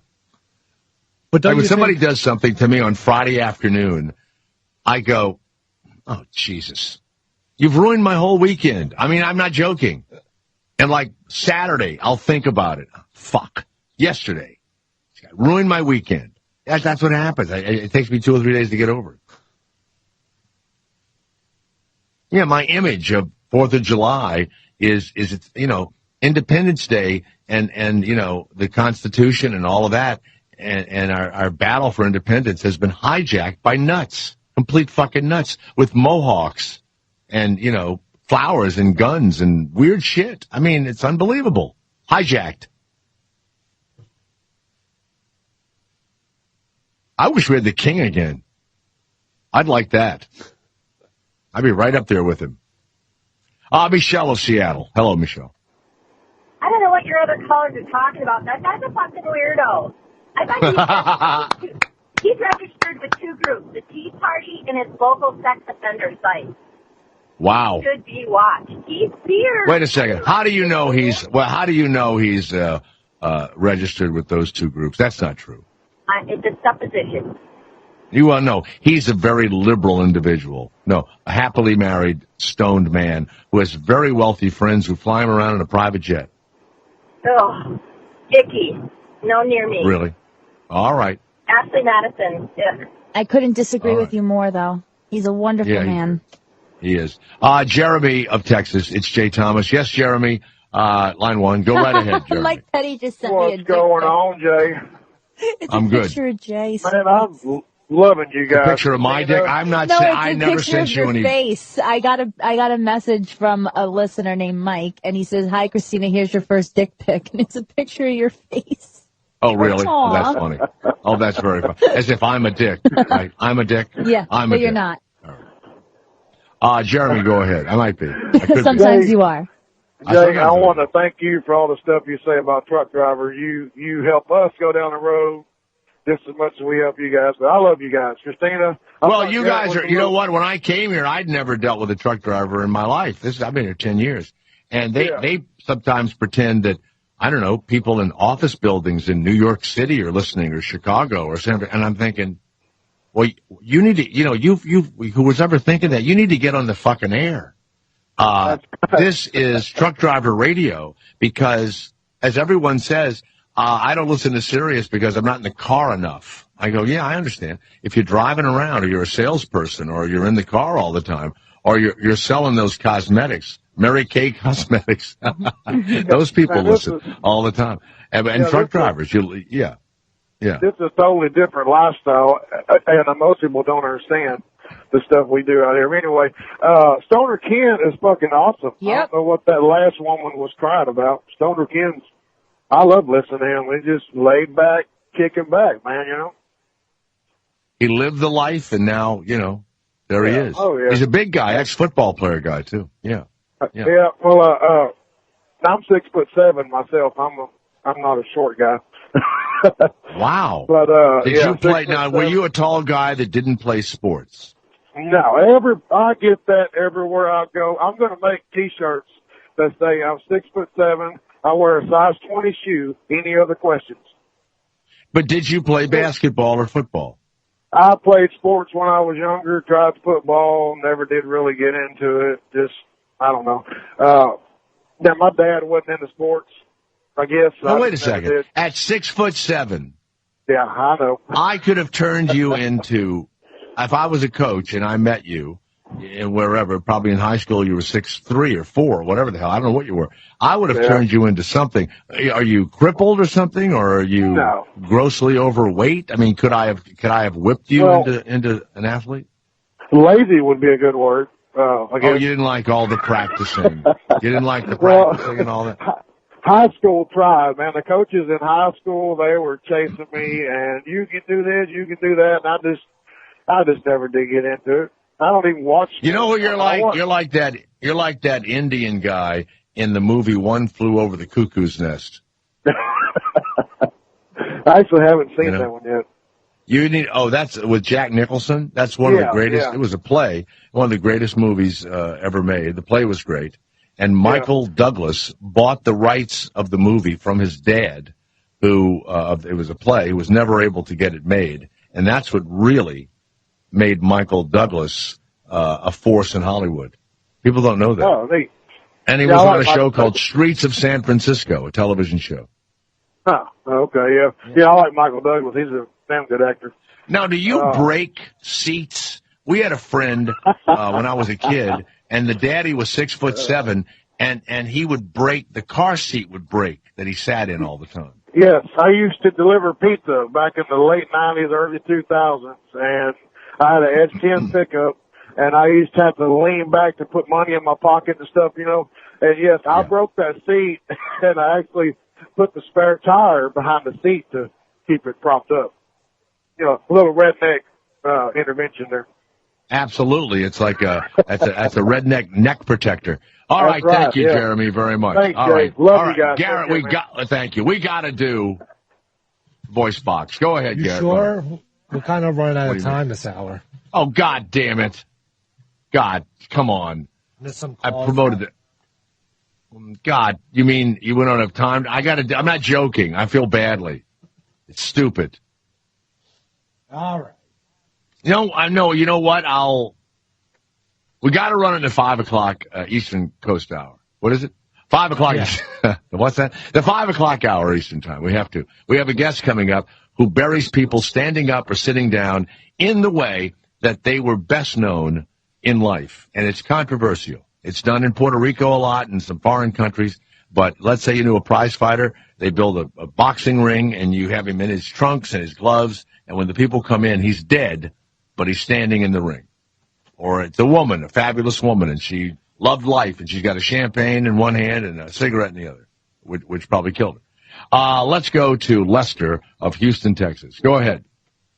Hey, Jay, they just said about that father that left his kid in the car in the preliminary hearing, and you should have heard some of the stuff he did. Oh, my God. He was sexting. The guy that left the child in the car, I heard today, yeah. Now this is a story that's, I guess, broke last night. He was supposedly doing research on sunstroke for children, and people are saying basically this guy did research to kill the child. Worse than that, right? Jay. Worse than that. He went to a website. That says people against children, and that no one should ever have children, and how to get rid of them. I'm telling you, they said today that he was sexting 16-year-olds pictures of his penis. They found it on his phone. I wonder if our listener Sarah was on that list. Now the weird thing is that he put the child in the car and murdered the child. Was the mother in on the deal? Yes, I think so. I think they made mutual arrangements to get rid of the child, and as long as they get rid of the child, they can split ways. I think that's what happened. And the judge said today in court, he goes, "You got first-degree charges on you, sir. Potential death penalty." What state? What state is it? Georgia. Cobb County. Good. Good. Now here's the weird thing, and I say this to all the people, and I think the American, the civil liberties and all that, I think that's good. But, at some point you need to sit down with some of these do-gooder lawyers and go, look, this guy did this. This woman did this. They murdered this child. And if there's any doubt at all, I don't disagree with you that maybe the death penalty would not be the right thing to do. But for heinous crimes, and they say the state, which is another good argument, should not be a murderer. That's what people against the death penalty are saying. But when people... You know what would have solved this? Yeah. You know what would have solved this, Jay? If we would just give him a handgun, let him go on a shooting spree. That doesn't even make sense. That's a stupid... What was that? I was having a conversation with the guy, and he all of a sudden goes nuts. It says on CNN the dad was sexting as his son was dying. Oh, my God. Dick pics. He's got to die. He's got to die, How do you feel about the state being a murderer, Garrett, when they execute someone? They're doing the thing very hypocritical. Oh, it is. So you're against the death penalty. If they say killing is bad, you can't be killed for killing. I think that's kind of hypocritical. But if you're in jail and you're watching TV and you've got, internet or whatever, I'm sorry, but they're in an air-conditioned jail. Okay, it's bad, but... You get used to it. I don't know. I would get used to it. I would sleep all the time and work out and make love to my cellmate. Aw. Oh, yeah. You'd be cuddling for 2 hours, I would. Putting the work Are you in here. kidding? Are you? And before I went in there, I would buy like a butt plug to prepare myself for life in prison. Incremental sizes. You would see me, and you'd look in my cell, and you'd just see cigarettes stacked to the ceiling. That's how many presents I'd be getting from the guys. Yeah. I'd be butting people. Sending them pictures of my butthole. Jay Thomas. Yeah, little thing, medically they call pussyitis. Jay Thomas. In Indy. Sirius XM 104.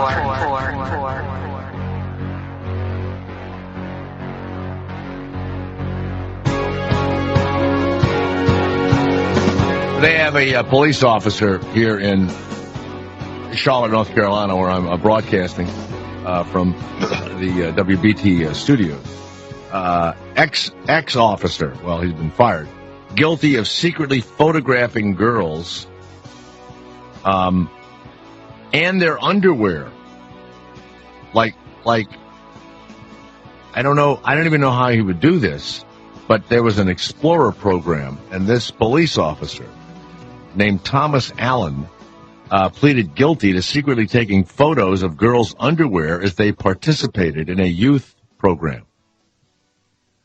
42, a police officer for almost 20 years, and his wife found the pictures, and she threw him out of the house, and they gave him probation because he's addicted, and he doesn't have to register as a sex offender.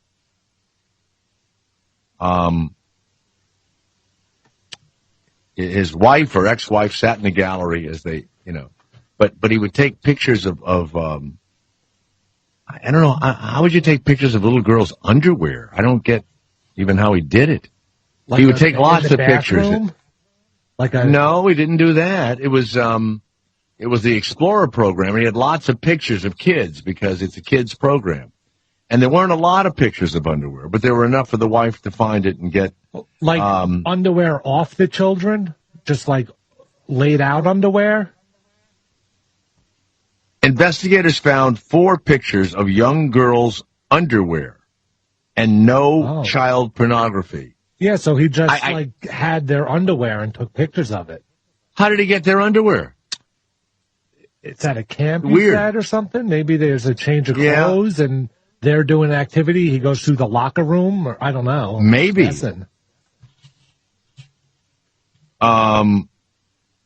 put one on his face.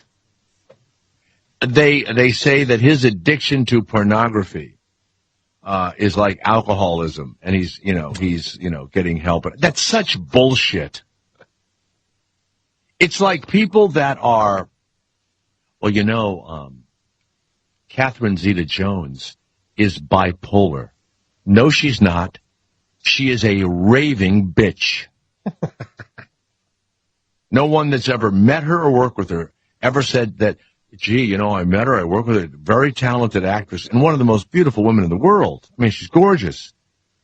A raving bitch. But she goes in and out of these treatment centers for bipolarism. What the hell is that? You're just meaner and shit, and you're no good. God. The defense attorney said, the question is, will he be strong enough to resist? Can he be cured? He said, Alan's problem will never be cured, but it can be controlled. Once you get caught, that would be enough for me. Yeah. You have pictures of little girls' underwear? I'll never do it again. Never. Yeah, the feeling that you would get thinking back of getting busted, you would think it would ruin it. Yeah, right. He cannot have unsupervised contact with girls under 18, especially anyone who was in the Explorer program. Oh, my God, all those years. Now, outside of the courtroom, women and their daughters were weeping after the hearing. It was just a picture embraced of their underwear. It wasn't them. I know. They weren't. I know. One woman says, and we can't say their names, I'm asking you as parents. I'm holding my daughter. I don't want him to be able to do this to anyone else. My daughter feels violated and abused. Was she in the underwear when they took the picture? What are we talking about? I mean, I can understand it's like your personal property, and he went in and took it and did something with it without you. That is sort of violating, but not. Alan apologized to the women in court. I violated your daughter's trust. The little girl kept saying over and over again, Mama, he saw my panties. Mama, he saw my panties. That's in the article? Yeah. No, I'm just assuming that was the way they talk. Mama, he saw my panties. Now, you're right. Did he take them, or were they like, hanging over a chair? It says he took pictures of girls' underwear. That's what it says. Doesn't say he took pictures of their bodies in the underwear. I know that's a big thing, just taking pictures of underwear laid out. Where, in your house? No, but I've seen many pictures of it. Really? Yeah. In Washington Parish, Louisiana, a deputy whose job it is to snatch people off the internet that are trolling for underage sex has nabbed Alan Payne, 62, of Harvey, Louisiana, and Matthew Peter Verdon, 29, of Gretna, Louisiana. booked with computer-aided solicitation of a minor. Oh, that would stop me immediately. First of all, this guy goes online and pretends he's a nasty 16-year-old girl, and he's a big, burly, like, deputy. Oh. They sent the deputy, thinking he was a teenager, indecent images of themselves. Christina, this woman, if you're still listening, Sarah, you should turn all of those pictures over to the authorities, especially if you already have the email addresses or the Facebook addresses of these guys. You absolutely ought to do that, because that is against the law. That's how this guy Wiener got. It's against the law. You can't do it. You did not want it sent to you. It's a violation of your privacy, and it's sexual, and you really ought to do it. And I'm not kidding. And you didn't ask for it, and I believe that. Wow, unbelievable. They were released on $50,000 bond. How do you explain that to your family? How do you do that? At Scores in New York, these guys say they were drugged, brought to Scores, Garrett, and then $500,000 would be run up on their American Express card or whatever, credit cards. How do you have that kind of limit? Corporate cards or something, Ziad Yunan is a doctor who claimed he couldn't remember even visiting the club, despite photographic evidence that he was there. He offered what he thought was an explanation. I was drugged. They're accused of stealing hundreds of thousands of dollars. Good God. Samantha Barbash, Rosalind Keogh, Karina Pascucci, Marcy Rosen, arrested. Carmine Vitolo, a manager of the Roadhouse Gentlemen's Club in Queens. You ever go there? No. The Roadhouse? No. They would go to expensive, high-priced restaurants looking for men with expensive suits and wallets full of credit cards. They'd flirt with the men, get telephone numbers, exchange them. A few days later, they'd arrange a date at an upscale restaurant or a lounge. In the boozy, warm haze of low lights and close bodies, they would slip drugs, including the tranquilizer ketamine or methadone, into the men's drinks. The victims were so impaired that the women sometimes gave them cocaine to wake them up so they could walk. They would get them into the club, take pictures of them, and then charge thousands of dollars of drinks on their credit cards. Wow. Yeah. Sometimes the guys would wake up in hotel rooms and not know how they got there. One guy it happened to like 3 or 4 times. Dr. Yunan. He was being sued by Scores was suing him for the $135,000. He went to the police and he said, I've never been to that club. I don't know these. I don't know what this is about. What idiots at Scores. Allison I. Blaine, a lawyer for Scores, said the club will press ahead with its lawsuit. It's still incredulous to us, said the lawyer for the strip club, that he was there 3 times, and all 3 times he had been drugged. That is hard to believe. That is a little tough to believe, right? Yeah, and it must have all happened within a month, because you would get your credit card bill and be like, what the hell? And then if it happens after that, then you're just an idiot. But all 4 of the victims tried to reverse some or all of the charges. The women charged in the indictment took photographs of the men of the strip clubs and threatened to send them to their families. That's extortion. And employers if they went to the authorities. That's extortion. Yep. Wow, what a sucker, though. You're right. 3 times, that's bad. Yeah, like... let's go to... Yeah, what? I woke up and don't remember my night. Oh, she's texting again? Yeah. Let's do it again. Yeah. Hi. I just met somebody in a fancy restaurant, and I'm meeting somebody else. This is amazing. Or my name's not Zuad Mohammadab or whatever the fuck it is. All right. Let's go to Louis Charbonnet III of Charbonnet Funeral Home. Many of you go, well, you can't pronounce anybody's name. How come you can say Charbonnet? Because I'm from New Orleans, and Charbonnet is like Smith. Welcome, Louis, to the Jay Thomas Show. How are you? Fine, Jay. How are you today, sir? Good. Where'd you go to high school, Louis? St. Augustine. St. Augustine. I went to Jesuit High School. Jesuit, all right. So good, two good Catholic schools. Two very good. Did they beat you there at St. Augustine? They stopped that last 2 years ago. They had to stop that. Yeah. But did they give you spankings when you were there? Oh, yes, sir. I graduated in 1957, so that was... Oh, my God. They beat the hell out of you. Oh, yeah. They crushed you. Now, here's the deal. You're the president and CEO of the Charbonnet Funeral Homes, and there seems to be this... I don't know what you want to. Is it at Puerto Rico they do it, and of course you had it when you buried this woman that's like a famous woman around town. What was the woman's name that made all the papers that you guys buried sitting with a cigarette in her hand and a champagne glass? What was her name? I didn't bury. I was Mary Estlin about 3 months ago. I actually didn't do that service, but I buried Uncle Lionel Baptiste, which is a famous musician, right. About 3 years ago. And what position did you have Lionel Baptiste in? He was standing. He was standing. He was standing on the street corner, just with a lamppost behind him, and standing on his cane. Mm-hmm. And then I buried Miss May just last week in the sitting position. Who, Miss who? May. Her name was May. Was her name? Miss May. And what was Miss May? Glass of wine. What?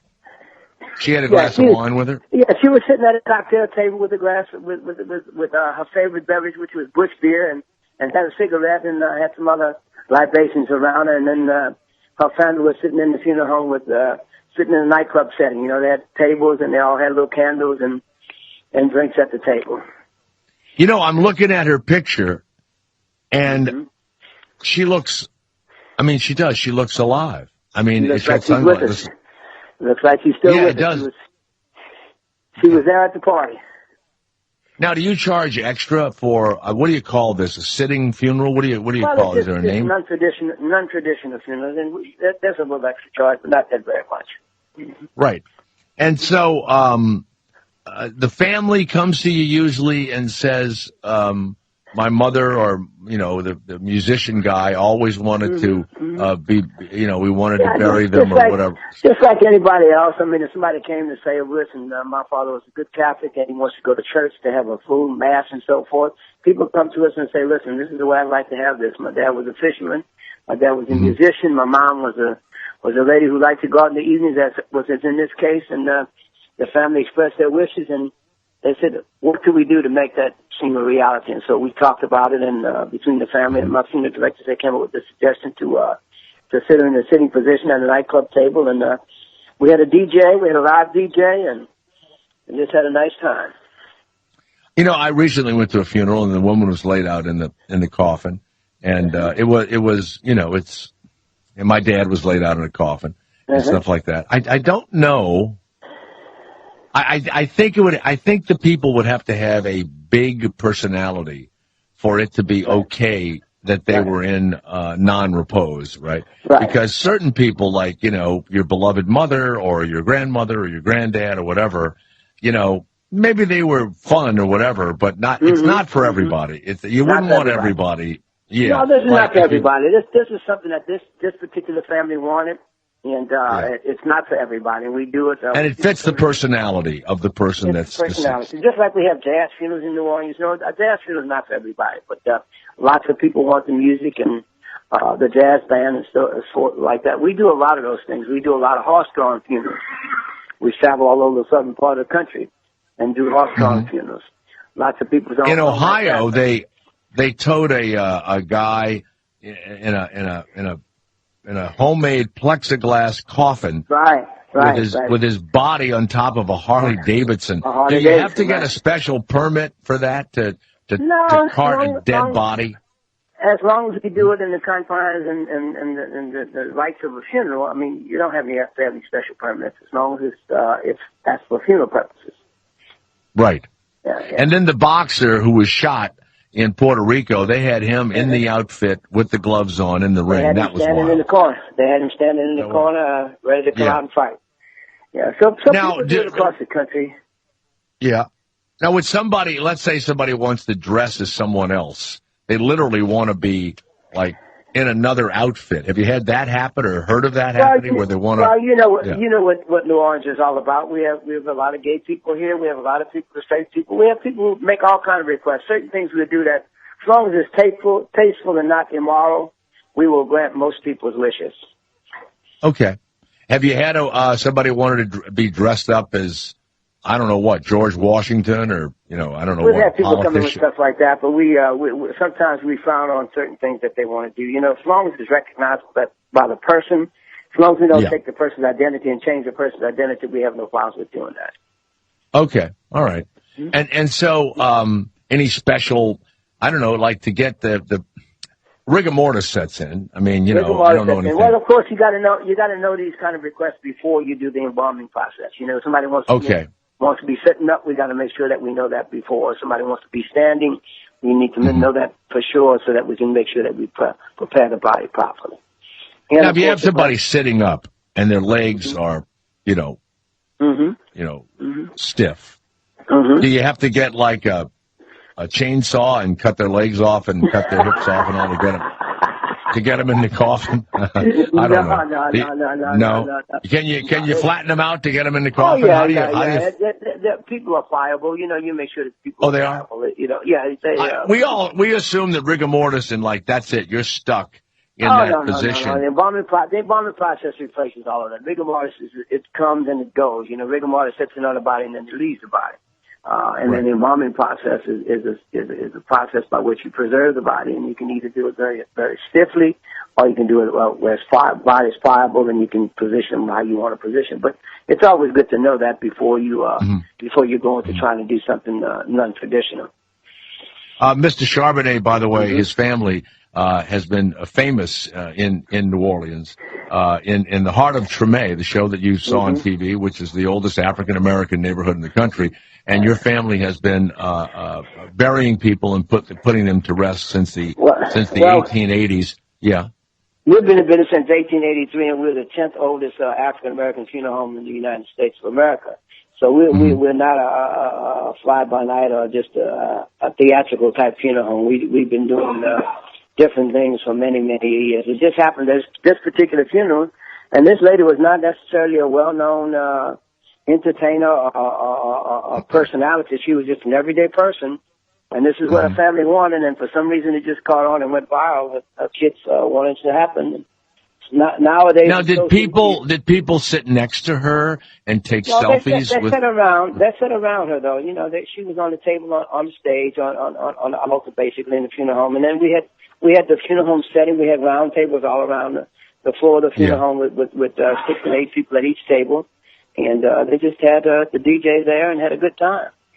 Wow. Okay. Garrett, would you like to be buried standing? Would you like a thing where they come visit you at the, I always wanted to be cremated, but maybe before that. Well, no, before that. Yeah, they do I wouldn't that mind now. that. Well, this lady was cremated. Was cremated. After the service was over, she was cremated. I would like to, if they could bring me to like a Jets game and sit me in the seat I used to sit in and just let me watch the game. That'd be kind of fun. Well, no, they do it in the funeral home. I know. You got Mr. Charbonnet laughing his ass off over here. You got him laughing. They would put you in your Jets cap. By the way, he has a cap that's dark green on one side and white on the other. It's a home and an away cap. I gave him that. A home and away cap. Yes, either way. I guess you like that. So you put them in a thing. Now, wait a second. The Saints are revered in New Orleans. Right. Have you had anybody that wanted to be sitting in a Saints shirt or with an outfit on that was Saints yet? We've had Saints. We've had caskets made up in the Saints colors. We put the fleur-de-lis on. It's been black and gold. This lady was an avid Saints fan. She had her black and gold on, sitting at the table. She had her fleur-de-lis behind her. This lady was an avid Saints fan. We've brought some NFL officials who've been in their black and white zebra shirts. Really? Oh yeah. We've done quite a few things. This is just something that for various reasons, this just took off and has become it's just gone worldwide and viral. We've had people call us from New Zealand and Australia and London and all over just to know how we do it and why did we do it. And it's just the family's request. Whatever the family wants, that's what we try to provide. And, now, Mr. Charbonnet, you've been doing this a long time. I have a question. And you've been around, dead people and embalming and your family's been in it for, over 100 years and all. Have you ever felt anything that was ghost-like, ever? Oh, I'm at the funeral home every day, for many hours and, certainly I don't believe in spirits and ghosts and stuff, but certainly sometimes I feel the presence of my father there who's with me every day. Who died 20 or 30 years ago, but I feel his presence a lot of times. I think, and most people do. They're next of kin, their relatives. You can feel the presence. But there's never been an experience like they have these shows, the ghost shows and all that, where they go and the ghosts talk and all. I mean, you've had dead bodies. I can't ever testify to that's happened, but I do know I feel the spirit of my kinfolks at certain times in my life when. When you're very stressful, you might feel a relationship with somebody that's deceased that advises you and will give you directions how to take care of a problem, how to handle a problem. Certainly, most everybody has had that experience, but that's not any ghost. But you've never been frightened in the middle of the night by noise. I live at the funeral home, so it's not. This is a mom and pop operation. We're very, very successful, but. I live at the funeral home. My wife and I live at the funeral home. We live next door in an apartment, and it's all connected. Now, when you met your wife and you were dating, and you were, falling in love and everything else, how did she feel about the fact that if she did marry you, she was going to live at the funeral home?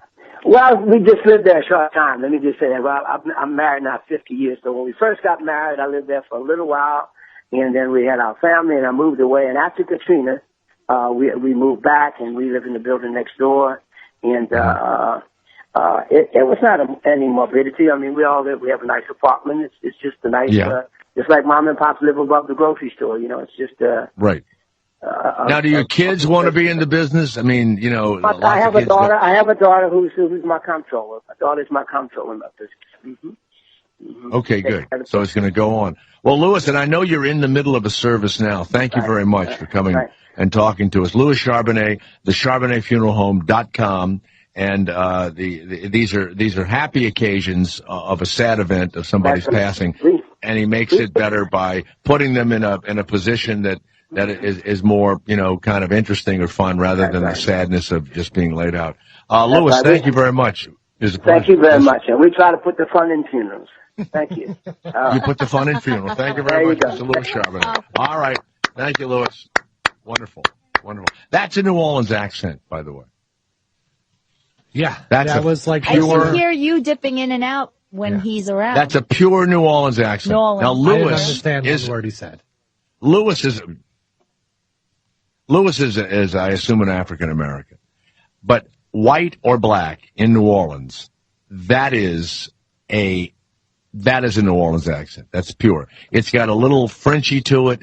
It's got a little what you'd call maybe, black or Haitian or whatever. It's English being spoken. It's got all of that in it. So that's and when people try to imitate it, it's hard. Yes. The main picture on their website is an older white guy. But then, that call kind of confused me. Excuse me a second. I think he's maybe light-skinned, but I would imagine in Treme, it says it's the oldest African-American.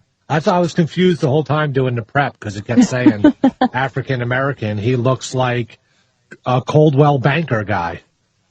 Well, in Louisiana and in the South, there was something called an octoroon. If you had 1/8 black blood in you, you were black. And there were many black people who had white blood in them. There were, from all sorts of, mixed, situations or whatever. And maybe Mr. Charbonnet's family has quite a few white ancestors and black ancestors mixed. Could be. And, absolutely. Yeah. And so, and he subscribes to being, African American, or I would think, but maybe Maybe it's a white family in a black neighborhood. I don't know. Call him back and go, Mr. Charbonnet, yes. Are you a black person? You know, we can do that. They've been doing it since 1883. He must be doing something right. Yeah. Well, he hasn't been doing it since then. Let's go to Ira the weatherman. There is a hurricane that is off the coast of North Carolina. Good afternoon. I'm flying tomorrow morning early. I'm heading for New York. Will the hurricane affect my flight? The weather is going to be beautiful tomorrow under blue skies. You will be coming in under blue skies. Wow, thank you so much. That hurricane. The hurricane is going out to sea. Wow, now I heard Mr. G, I've heard Mr. G, Channel 11's weatherman, say the computer has a hard time converging a hurricane and a stalled weather rain system, but apparently you don't. Garrett, shut up and let me talk. Let me explain something. That's what I'm asking. It was supposed to rain at 2 o'clock. The hurricane was supposed to reach us around 2 o'clock. It did not reach us at 2 o'clock. I'm going for partly cloudy skies tonight. Okay. Partly cloudy skies tomorrow with a high around 79 degrees. Over the weekend, we're going to have beautiful skies. So we're not looking at any rain, is what you're telling me. I'm not looking at any rain. If there's rain, we'll only have it for 10, 15 minutes. Oh, Ira, I could kiss you on the head. Thank you very much.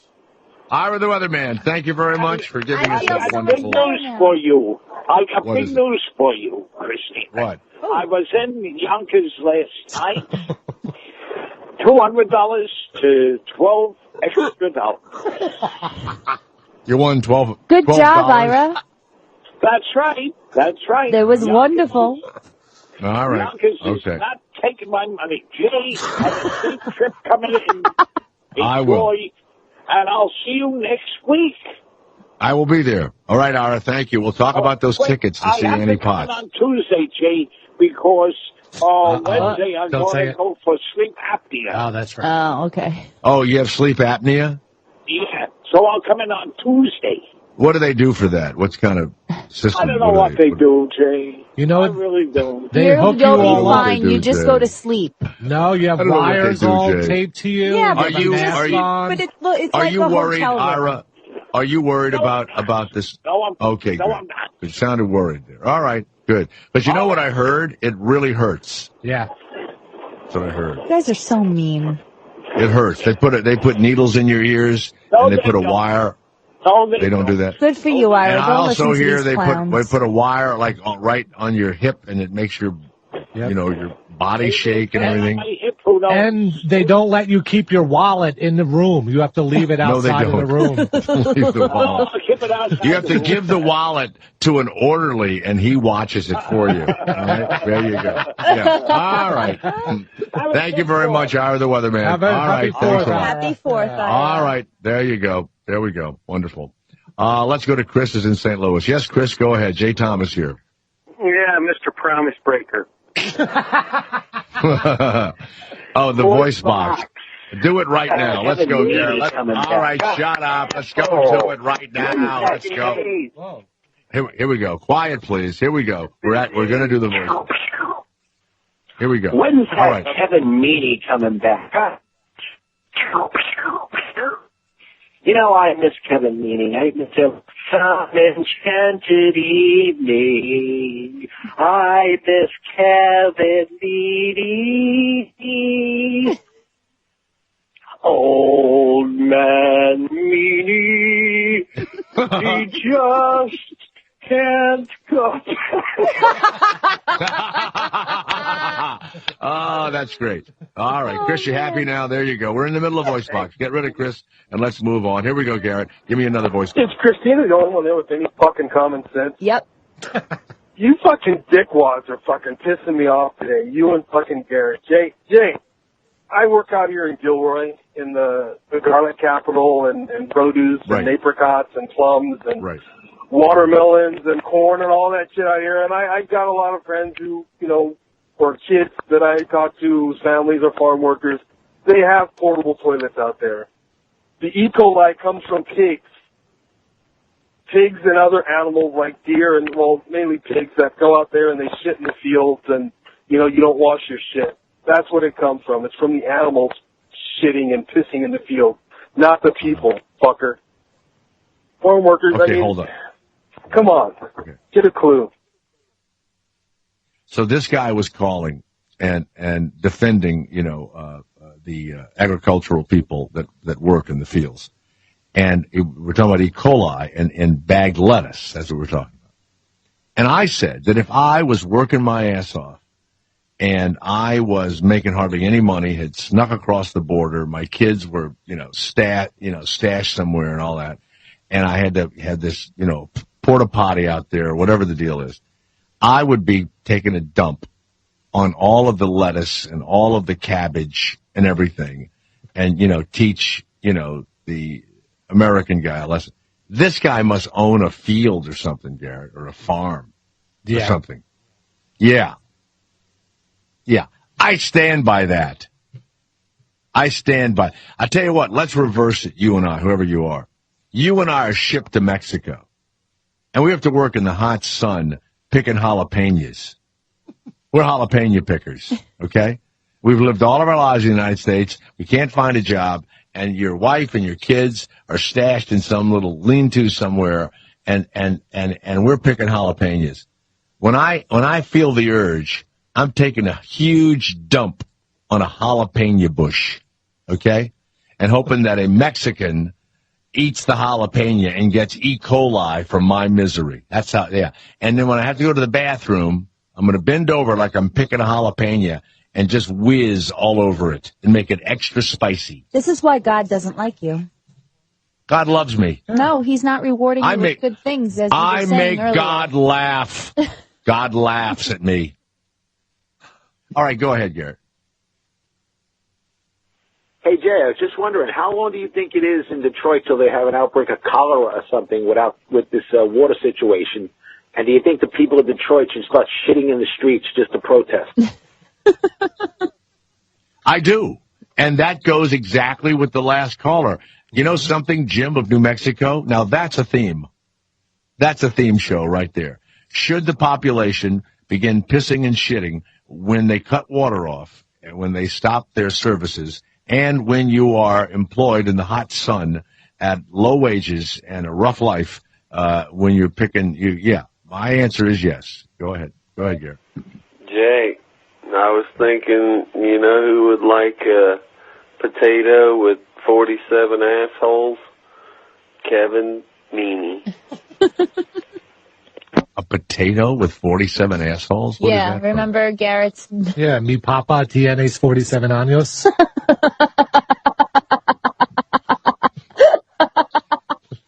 It's still just as funny. My father has 47 assholes?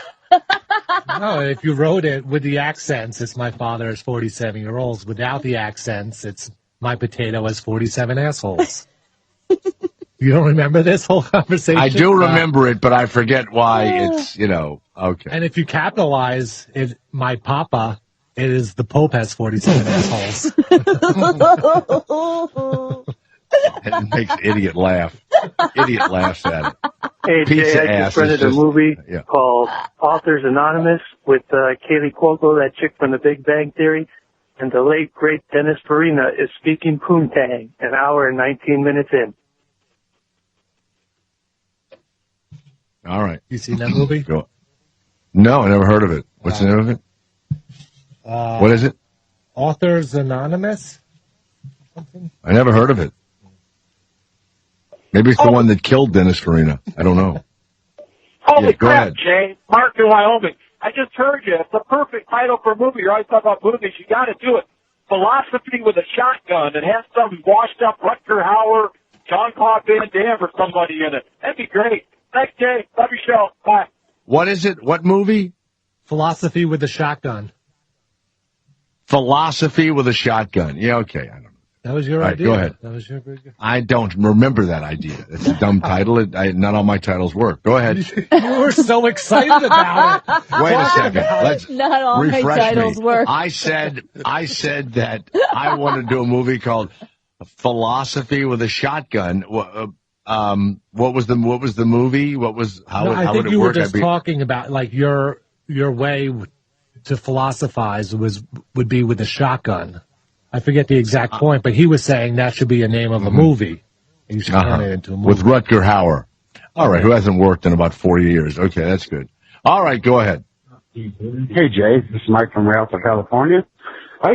You just need to really look at the guy that's next to you over there or in New York, Garrett Anderson or whatever his name is. He is a weirdo. He's got some people in the basement lotion the basket kind of a stuff. Him and his fucking soccer, and he's just a weirdo. Bye. All right. That was his example, my soccer. By the way, the people that called, it's 347-6-SIRIUS. It's open 24 hours a day. You can speak to your heart's content on any subject whatsoever. And our final voice box. Go ahead. Oh, that was it for. I have one that. Oh, that was it for now? Oh, that's all we had? Okay. All right. That's it. I promised it for the last week. We did it. I do not break my promises, and I'm not an Indian giver. A Native American giver. A redskin retracker. I'm none of those things. All right. Stay where you are. Jay Thomas, yes. He's the afternoon guy. Very perked, not like the rest of us. The Jay Thomas Show. On Indy, Sirius XM 104.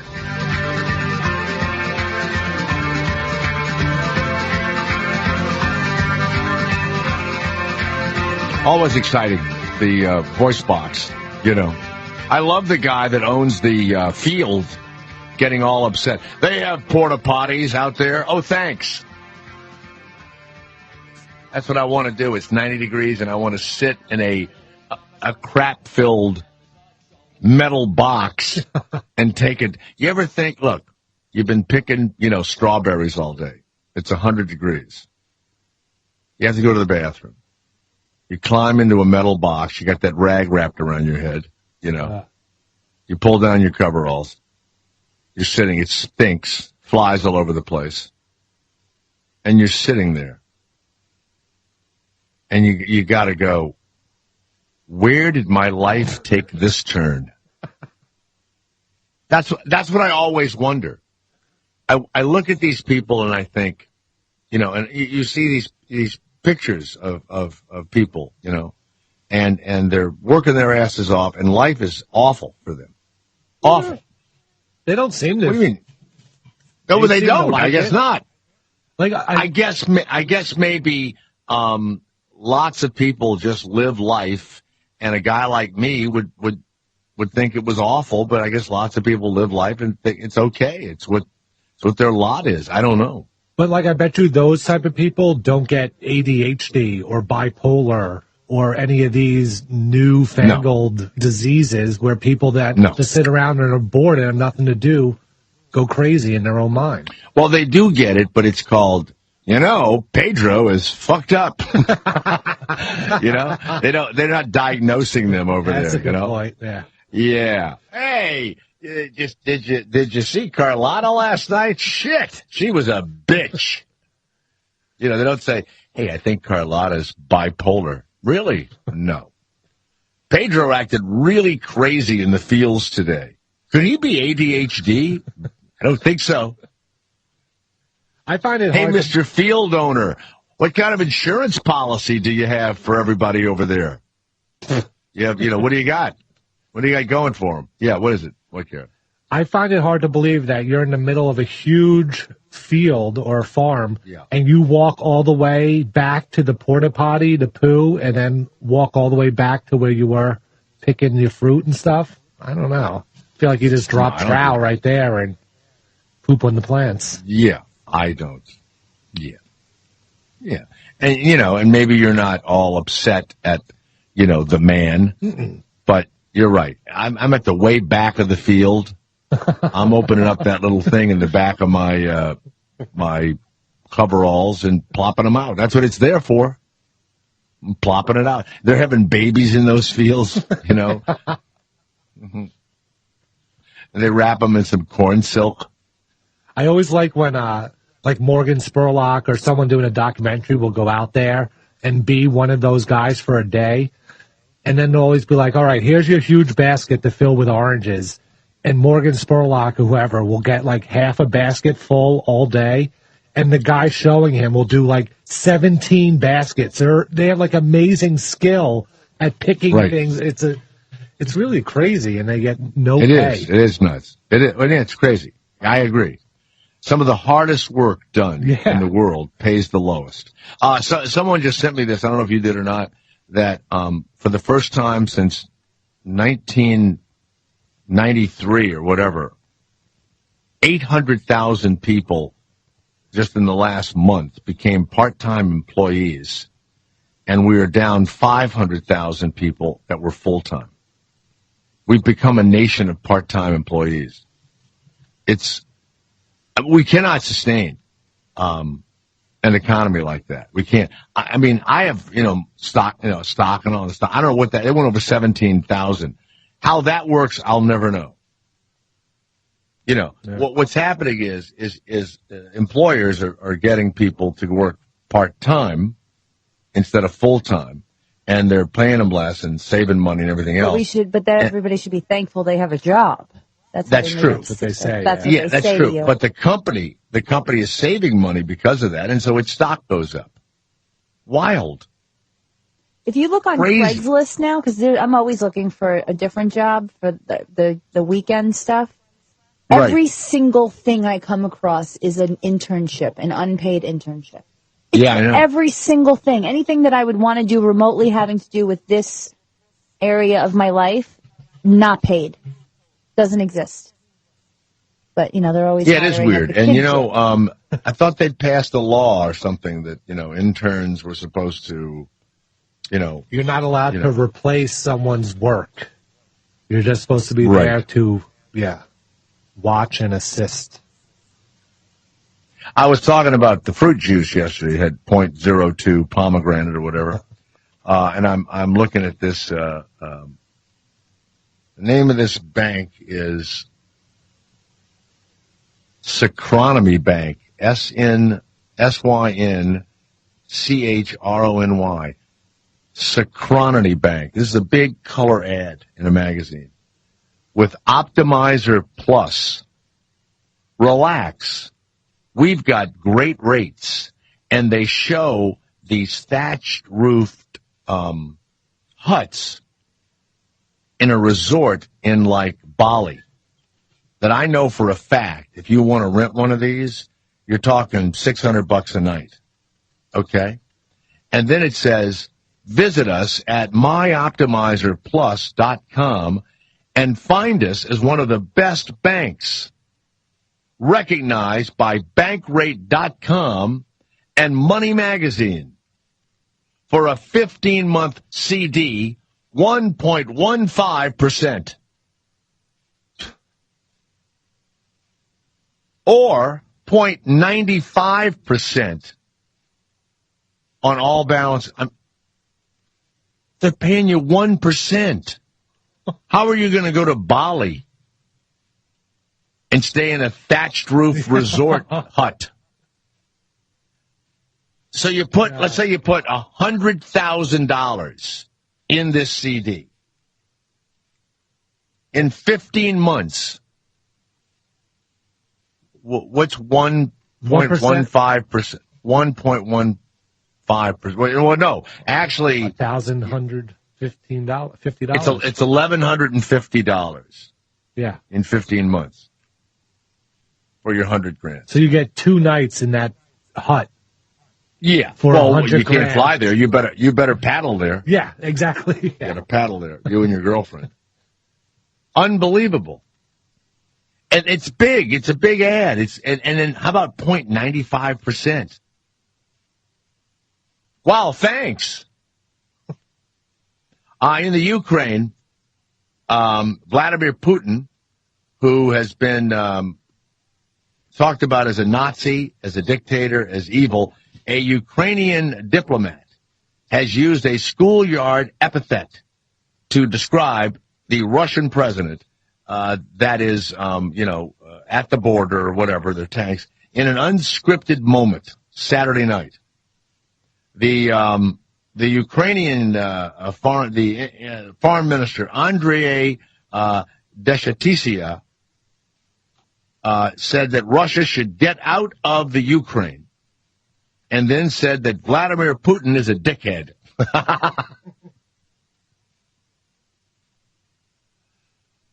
Jeffrey Pryat, the United States ambassador to the Ukraine, rushed to the minister's defense on Twitter, praising him for seeking to defuse a dangerous situation. What? Called him a dickhead. Nuts. That's crazy, huh? And Putin, he'll kill you for that. He'll poison your whole family, An angry employee in Louisiana is accused of using a stun gun on his boss. Benjamin Boyce, booked with aggravated battery following a scuffle with his boss. He had been a salesman for 2 months. He was selling steaks door to door. Ding dong. Who is it? Steak salesman.